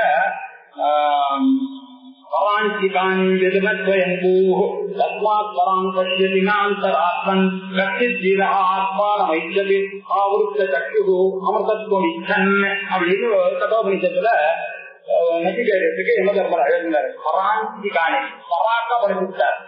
பராஞ்சி அப்படி இந்திரியங்கள்லாம் எப்படி படைச்சிருக்காருன்னா காது வெளிநோக்கி தான் உட்காந்துருப்பாங்க, கண்ணு வெளியில தான் பாக்குறது, மூக்கு வெளியில தான் பாக்குறது, நாக்கு வெளிப்பொருளை தான் எடுக்கிறது. எல்லாத்தையும் படைக்கும் போதே எதுனா ஸ்வயம்பூ. ஸ்வயம்பூன்னு இந்த பிரம்மா எதுனதுன்னா ஹிந்திதவான ஆச்சாரியர் பாக்கியம் பண்ணியிருக்காரு. இப்படி அவனுக்கு படைக்கும் போதே இப்படி ஹிந்தியா வளர்த்துட்டாரு. அது அதனுடைய வேலைதான். அது துவாரமா இருக்கு. எல்லாம் இது வழியா தான் போறது வந்து எல்லாமே இது வழியா தான் போற மாதிரி பண்ணதுனால அவர் பண்ண தப்பு. அவரு அப்படி படைச்சதுனால இவங்க எல்லா இந்திரியும் வெளியில தான் போகுது. நாபாட்டுக்கு பேசிட்டே இருந்து அங்க ஒரு பாட்டு கேட்டா புத்தி அது என்ன ஆகுன்றது அங்க போயிடுறது. நாதத்தோட ஒரு சத்தம் கேட்டுச்சுன்னா அவாதுல ஏதோ கொஞ்சம் நான் பேசிட்டே இருக்கும் போது கேட்கறது. அவாதுல தம்பி சத்தம் கேட்டுச்சுன்னா ஏதாவது ரொம்ப ஆயுதமா இப்படின்னு கேட்கறது. இது எல்லாம் காது அங்க போய் வேலையை செய்யுது. நம்ம வாசனை அப்படி போயிட்டுனாக்க தெரியாது. இப்படி எல்லாமே பராக படைக்கப்பட்டதுனால எல்லாம் இருக்கு. இதுல இருந்து தப்பிக்கிறதுங்கிறது ரொம்ப கஷ்டம். இது எப்படி கேட்டா யாரோ ஒருத்தன் மனுஷியானாம் கரஸ்திரேசி தத்து ஜெதகிட்டே எதகாமதி சித்தானாம் கத்தின் மாம்பேசி தத்துவதாண்டார் சித்த பரமாத்மா. மனுஷங்கள் கோடிக்கணக்கா சகசிரமா இருந்தா கூட யாரோ ஒருத்தனுக்கு தான் இந்த வேதாந்தத்திலேயே ஆசை வருது. அப்படியே யாராவது வந்தா கூட அவன் அந்த சாஸ்திரம் இந்த சாஸ்திரம்னு எங்கேயோ போயிட்டு பிரம்மமா போயிட்டு போயிடுறான். சரி, யாரோ ஒருத்தன் தான் அது எனக்கு வரணும் நினைக்கிறான். அல்ல கத்தின் மாம்பேசி தத்துவதாக யாரோ ஒருத்தன் தான் எனக்கு தெரியும் அப்படி பழச்சிருக்காரு. அதனால இதுல இருந்து ரொம்ப கஷ்டப்படணும்னாக்க யாரோ ஒருத்தன் தான் கத்திட்டு தீராண்டாரு. அது யாரோ ஒரு தீரன் தைரியசாலியான யாரோ ஒருத்தன் இருக்கானோ அவன் தான் ஆத்மான வைத்தது. இந்த ஆத்மாவை எதிர்பார்த்து அது மேல ஆசைப்பட்டு இதை தெரிஞ்சுக்கணும், வேதாந்தா எனக்கு புரியணும் அப்படின்னு யாரோ ஒருத்தம் தான் கிடைக்கும். ஆத்மான வைத்தது ஆவருத்த சக்ஷு. அந்த சக்ஷு காது கண்ணு மூக்கு இது எல்லாத்தையும் ஆவருத்தம் உள்ள திருப்பி எக்ஸ்ட்ராவட்டா இருக்கக்கூடிய அந்த இந்திரியங்களை எல்லாம் உள்ள திருப்பி அந்த ஆத்மாவை அந்த ஆத்மான வைத்தது ஆவருத்த சக்ஷு. அமிர்தத்துவம் இச்சன். அமிர்தத்துவம் வேணும்ன்ற ஆசையே அவனுக்கு தான் யாரோ ஒருத்தருக்கு தான் வருது. பாக்கி பேருக்குலாம் ஏதோ உடம்பு போறான், வேற வேதாந்த கிளாஸுக்கும் போறாங்கன்னா அமிர்தத்துவத்துல இச்சை இல்லை. ஆனா யாரும் அவங்களுக்கு அமிர்தத்துவத்திலையும் உண்மையான இச்சை இருக்கோ, ஏன்னா இது பின்னாடி முகத்துவத்துல போறான். இல்லை 4வது கண்டிஷன்லயும் அவர் அங்கேருந்து தான் இதை சொல்லியிருக்காரு. அங்க வந்து வைராக்கியத்தை சொல்லும்போது தமத்தை சொல்லும்போது பராஞ்சிகாணி எதிர்ந்த கோயம்பு தஸ்மாத் பராமரிச்சதி நான் அந்தராத்மன். யாரும் அந்தராத்மாவா யாருமே பார்க்கறது இல்லவா. கத்தின் தீரகா யாரோ ஒரு வீரம் ஆத்மான வைத்தது. இந்த ஆத்மாவை தெரிஞ்சுக்கணும்னு சொல்லிட்டு அமிர்த சக்தி அந்த சக்திக்கெல்லாம் உள்நோக்கி திருப்பி அமிர்தத்துவம் மிக்க அமிர்தத்துவத்தை ஆசைப்படுகிறான்னு இந்த அதிகாரித்துவத்தை அங்க சொல்லியிருக்காரு. அங்க சொன்னதுல முமுட்சுத்துவம்னு இங்க 4வது கண்டிஷனா இங்க சொல்றோம். இதுல தமஹாக்கும் அந்த மந்திரம் தான் சரியான மந்திரம். இப்படி விஷயேபியா பராமரிசிய அப்படின்னு ஆவர்த்த சக்துவோ அமுதத்துவம் நிச்சயம்னு அங்க சொன்ன அதே கடவுளிக்க மந்திரத்தை பராமரிசியா அப்படின்னா திருப்பி அப்படின்னு அர்த்தம். விஷயேபியா பராமரிசி. இந்த தமம் உங்களுக்கு வேணும். இந்த இந்திரியத்தை அடக்கணும்னா என்ன இருக்குன்னா விஷயங்கள்ல இருந்து இதை உள்நோக்கி எடுக்கணும். பராமரிசிய திருப்பக்கூடாது. வெளியில அது வந்து போயிட்டே இருக்கும். அங்க போகாம இதை நம்ம தான் வந்து ஐயோ கிளாஸ் எடுத்துருக்கேன், நம்ம கேட்டு இருக்கோம், நம்ம புத்தி அங்க போகக்கூடாது அப்படின்னு ஒரு ஆட்டோ சஜஷன் கொடுக்குறோம் இல்லையா. மனசனுடைய சம்பந்தத்தினால அந்த இந்திரியங்களையும் கண்ட்ரோல் பண்றோம். பராமரிசிய சாபனம் கோலக அந்தந்த கோலத்துல அதை பண்ணு. இந்த காது போய் அங்க கேட்க விடாம இங்க எடுத்து பார்ப்போம். இந்த கோலக்கியத்துல நீ எதை அவஸ்தை பண்ணணும்ன்ற மாதிரி இதை பத்திக்கிறதே அப்படின்னு கிளாஸ் முடிக்கா இதுக்கப்புறம் அப்படின்னு நமக்கு நாமே சஜஷன் கொடுத்துக்கலாம் இல்லையா. அது இந்திரியங்கள் சொல்ற பேச்சு கேட்கக்கூடாதுன்னு மனசனால பண்ணி இப்படிதான் இந்திரியத்தை கண்ட்ரோல் பண்ண முடியும். உபயேசாம் இந்திரியானா, உபயேசானாம் இரண்டு இந்திரியங்களுடைய இரண்டு விதமான இந்திரியங்களையும் அப்படின்னா இரண்டு விதமான இந்திரியங்கள் ஞானேந்திரியங்கள் கர்மேந்திரியங்கள். ஞானேந்திரியங்கள் என்ன அப்படின்னா கண்ணு காது மூக்கு நாக்கு செவி இதுதான் ஞானேந்திரியங்கள். கர்மேந்திரியங்கள் வாக் பாணி பாத பாயு உபஸ்தம் அப்படின்னு சொல்லிட்டு 5 கர்மேந்திரியங்கள் சொல்லிட்டு இதெல்லாம் நம்ம வீட்டையில பார்த்துட்டோம். இப்படி 10 இந்திரியங்களையும் அது பின்னாடியே இவரும் சொல்ல போறாரு, இது எல்லாத்தையும் தனித்தனியா சொல்ல போறாரு. அதனால 10 இந்திரியங்கள்ல தெரிஞ்சா போதும் இல்ல. பண்ணிட்டு வாக் பாணி பாத பாயு உபஸ்தம் சொல்லக்கூடிய கர்மேந்திரியங்கள் 5, அப்புறம் சக்தி ஸ்தோத்திரம்னு சொல்லக்கூடிய 5 ஞானேந்திரியங்கள். இது எல்லாத்தையும் எப்படி அந்தந்த கோலகத்திலேயே நிறுத்துறோமோ தமஹா. இதுக்கு ஒரு சரியான எக்ஸாம்பிள் வேணா, இந்த பொம்மை நவராத்திரியில சில பொம்மை கண்ணை மூடின்னு ஒரு பொம்மை, காதை மூடின்னு பொம்மை, காந்தி அந்த காலத்துல போவா, அதெல்லாம் இந்திரிய தமத்தை பத்தி போயிருக்கிற பொம்மைகள் தான் அது. இப்படி குரங்கு பொம்மையெல்லாம் போட்டு 3த்தையும் இந்த கண்ணு காது மூட்டையும் சேர்ந்து இந்த தமத்தை தான் சொல்றது. அந்தந்த கோலகத்துல வச்சுக்கணும், அதை அடக்கணும். நீங்க அந்தந்த கோலக்கம்னாக்கா என்ன, அதனுடைய இருப்பிடம் இருக்கும். அதனுடைய இருப்பிடம்னாக்க என்ன அர்த்தம்னா, இது உள்ள சக்தி இருக்கு, பார்க்கிற சக்தி இருக்கு. அது கண்ணை பார்த்தானாக்க உங்களுக்கு தெரியாது. எல்லாரும் கண்ணு இருக்கிறதுனால அவங்களுக்கு பார்வை இருக்குமான்ற அவசியம் கிடையாது. காது இருக்கிறதுனால அவர் கவுடு இல்லைன்னு சொல்ல முடியுமா? மூக்கு இருக்கிறதுனால அவர் நல்ல வாசனை எல்லாம் இருக்குன்னு சொல்ல முடியுமா? நாக்கு இருக்கிறதுனால அவர் கரெக்டா கண்டுபிடிச்சிருவாரா எந்த கீ கரெக்டா இது அசாம்ல வருதா நம்ம ஊர்ல உள்ள கீயா அப்படின்லாம் கண்டுபிடிக்கிறதுனா அதுக்கு ஒரு தனித்தனி சக்தி வேணும். அந்த சக்தி அவன் வாழ்க்கை இருக்கு. அதெல்லாம் இருக்கக்கூடிய இடத்துக்கு பேர் கோலகத்துல இருக்கு. அந்தந்த சக்தி அந்தந்த கோலகத்துல இருக்கு. அந்தந்த கோலகத்துல இருந்து அது வெளியில போகாம பார்க்கக்கூடியது எதுவோ அதுக்கு பேரு சமஹா. அந்த சக்தியை அந்த இடத்துல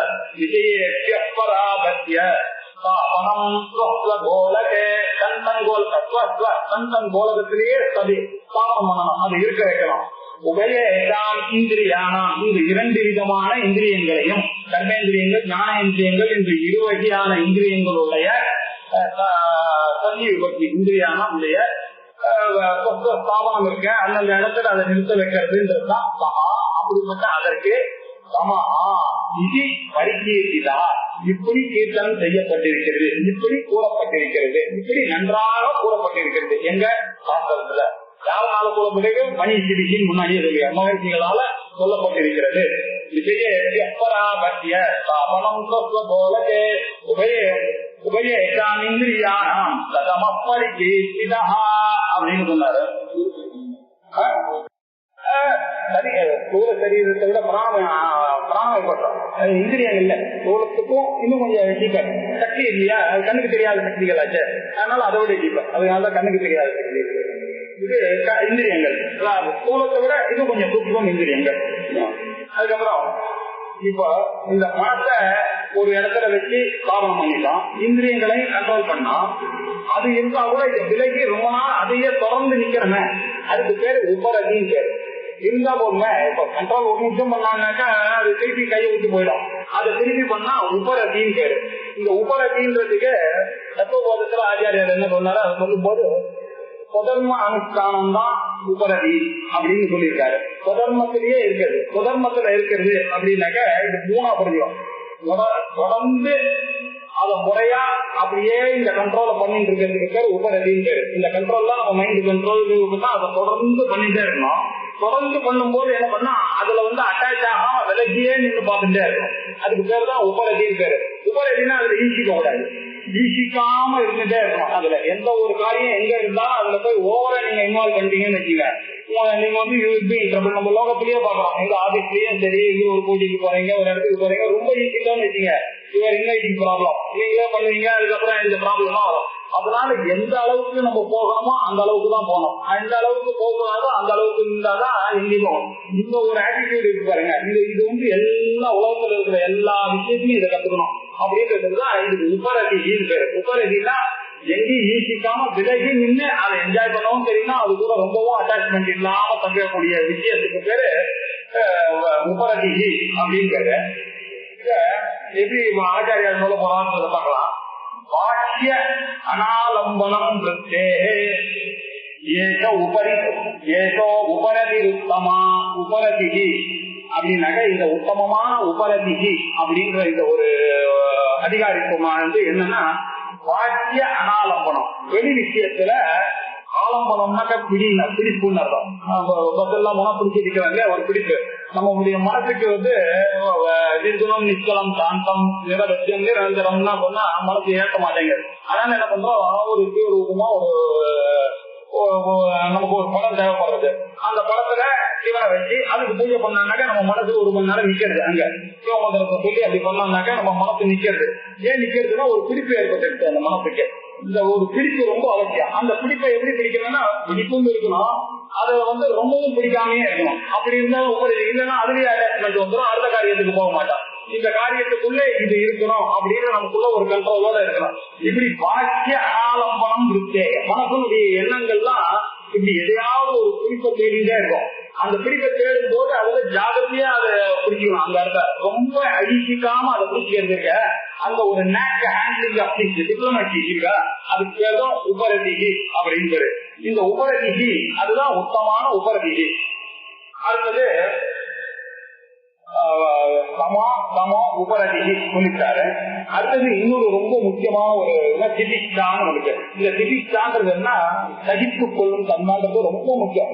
எல்லாருக்கும் இது ஒரு பெரிய பிரச்சனை. இது சகிச்சுக்கிறதுனே தெரியாது. ஒரு மாத்திரை சாப்பிட்டோம்னாக்க அதுக்கு மினிமம் தலைவலிக்கு மாத்திரை போட்டா ஒரு 2 மணி நேரமாவது இருக்கணும். நீ அட்வர்டைஸ்மெண்ட்ல காமிக்கிற மாதிரி உடனே பார்த்து உடனே போனோம்னா நடக்குமா? எல்லாத்துக்கும் ஒரு அவசரம், எல்லாம் எல்லாத்தையும் பொறுத்து கொள்ள வேண்டிய தன்மை இருக்கும். நம்ம காசு எல்லாம் பாத்தீங்கன்னா சதப்பெல்லாம் நிற்கலான்னு பாத்தீங்க. அவளுக்கு நம்ம ஆபீஸ்ல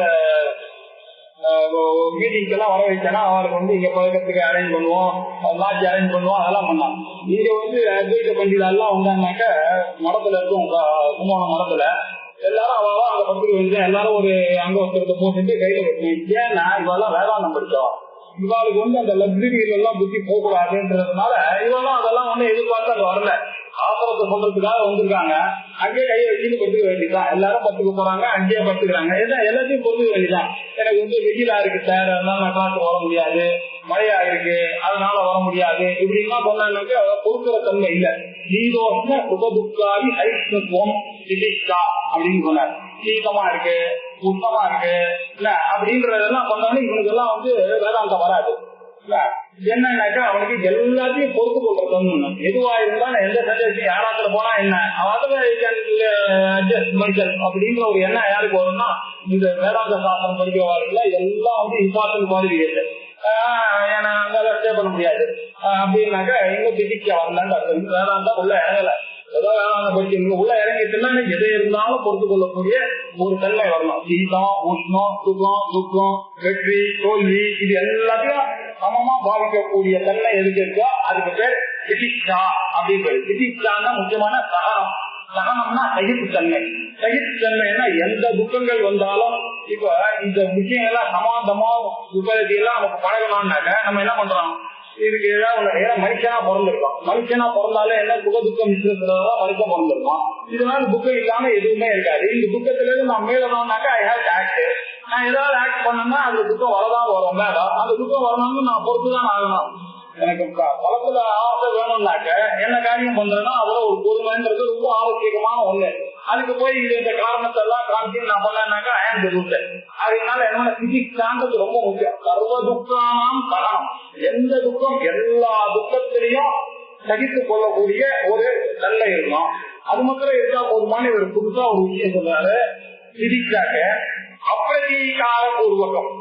அப்பிரதீகாரம்னா ஒருத்தவனை சொல்லிட்டு போயிட்டான்னு வச்சுங்க, காத்தால 8 மணிக்கு என்ன திட்டிட்டு போயிட்டாங்கன்னாக்க நாளை காத்தால 8 மணி வரைக்கும் அவன் சொன்ன வார்த்தையே ப்ரூவ் பண்ணிட்டே இருக்கேன். இன்னும் அதை விட்டு வெளியிலேயே வர முடியல. அப்படின்னா என்ன ஒரு டைப் அவர் ஏதோ கோபத்துல ஒரு இரிட்டேட் ஆயிட்டாரு. நார்மலி ஏதோ கோபத்துல சொல்லிட்டாரியா இவனும் அப்புறம் நீங்க பார்த்து சாரின்னு சொன்னா அவரே சாரி சொல்ல போறாரு, இல்லைன்னா அவரும் மறந்துட போறாரு. இது அப்படியே ப்ரூடி. ஏன்னா இது பொறுத்து கொள்ளக்கூடிய தன்மை இல்லை. நிறைய பேர் அப்படி இருக்கோம். இது ஒரு ரொம்ப முக்கியமான ஒரு குவாலிட்டி. இது இந்த குவாலிட்டி எல்லாம் யார் எது சொன்னாலும் அதுல பை வாங்கணும். அப்பிரதீகார பூர்வகமா இருக்கணும்னு தெரியும். பிரதீகார பூர்வகமா அவன் இன்னைக்கு சொல்லிட்டான் பணம் ஒரு போது நானும் அவனுக்கு கொடுக்குறேன் அப்படின்னாங்க. இது அனாவசியம். அவன் சொன்னவன் சொல்லிட்டு போயிட்டான்.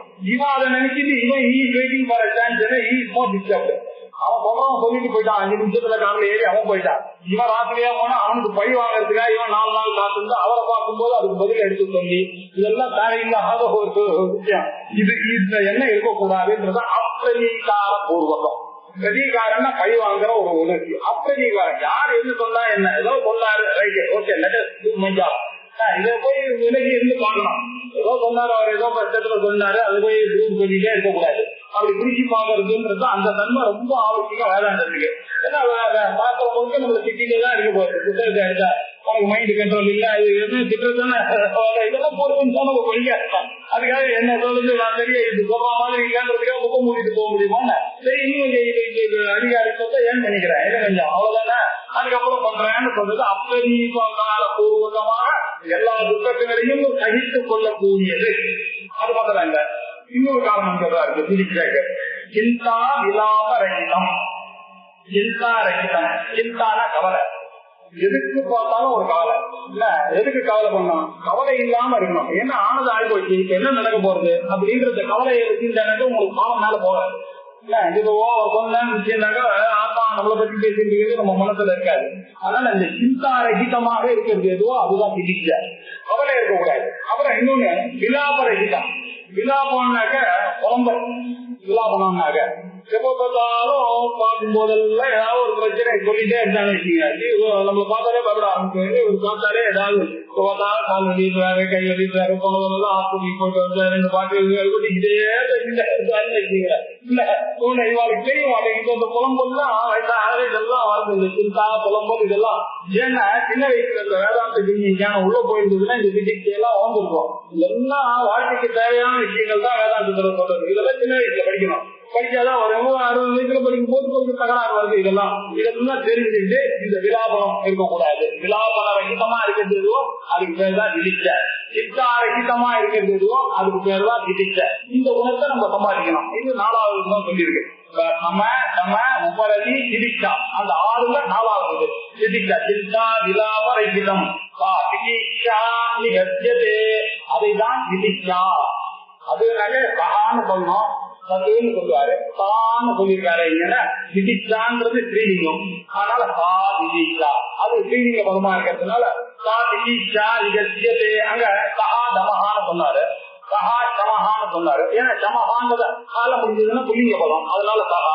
இது ஸ்ரீலிங்க பதமா இருக்கிறதுனால விதிச்சான்னு சொன்னா சா விதிச்சா விகத்தியதே என்று கூறப்பட்டுள்ளது. இதுதான் இந்த சித்தாரகிதமாகவும் விலாபரகிதமாகவும் அப்பிரதிகார பூர்வமாகவும் எல்லா துக்கங்களையும் சகித்துக் கொள்வது எதுவோ அது விதிச்சா அப்படின்னு உபரதி விதிச்சா அப்படின்னு 4 குணங்களை பார்த்தோம்.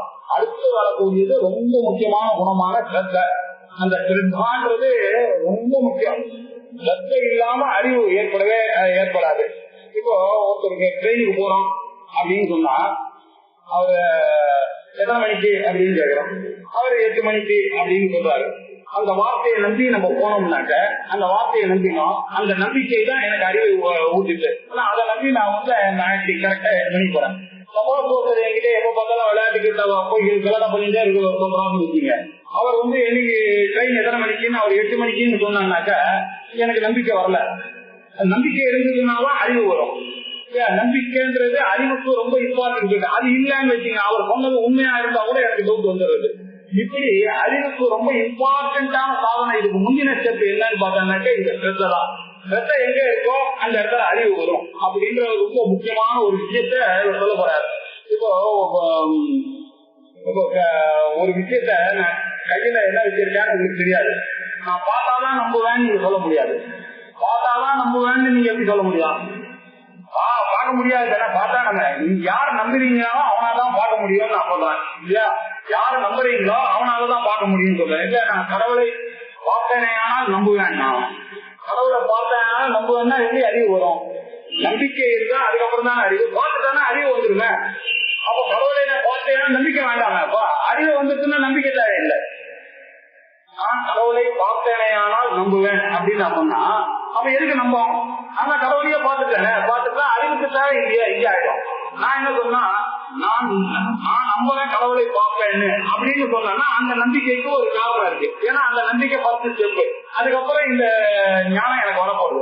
ஆக இந்த ஞானத்துக்கு ரொம்ப முக்கியமான ஸ்டெப்பு சிரத்தா. இந்த சிரத்தான்றது எந்த சிரத்தையை நம்ம பார்க்க போறோம்னா, இது சாதாரணமா பண்ண இந்த சாஸ்திரத்துல சொல்லும் போது சிரத்தானா குரு வேதாந்த வாக்கியத்து சிரத்தா. குருவனுடைய வாக்கியத்திலேயே வேதாந்த வாக்கியத்திலேயே அத்தியுத்தமான ஒரு சிரத்தை இருக்குதுன்னாதான் அதுதான் ஞானத்துக்கு முக்கியமான ஒரு சாதனம் அப்படின்றத இதை அடுத்த திங்கக்காக கொஞ்சம் பார்ப்போம். ஓம் பூர்ணமத பூர்ணமிதம் பூர்ணாத்பூர்ணமுதச்யதே பூர்ணஸ்ய பூர்ணமாதாய பூர்ணமேவாவசிஷ்யதே. ஓம் சாந்தி சாந்தி சாந்தி. ஹரி ஓம். ஸ்ரீ குருப்யோ நமः. ஹரி ஓம்.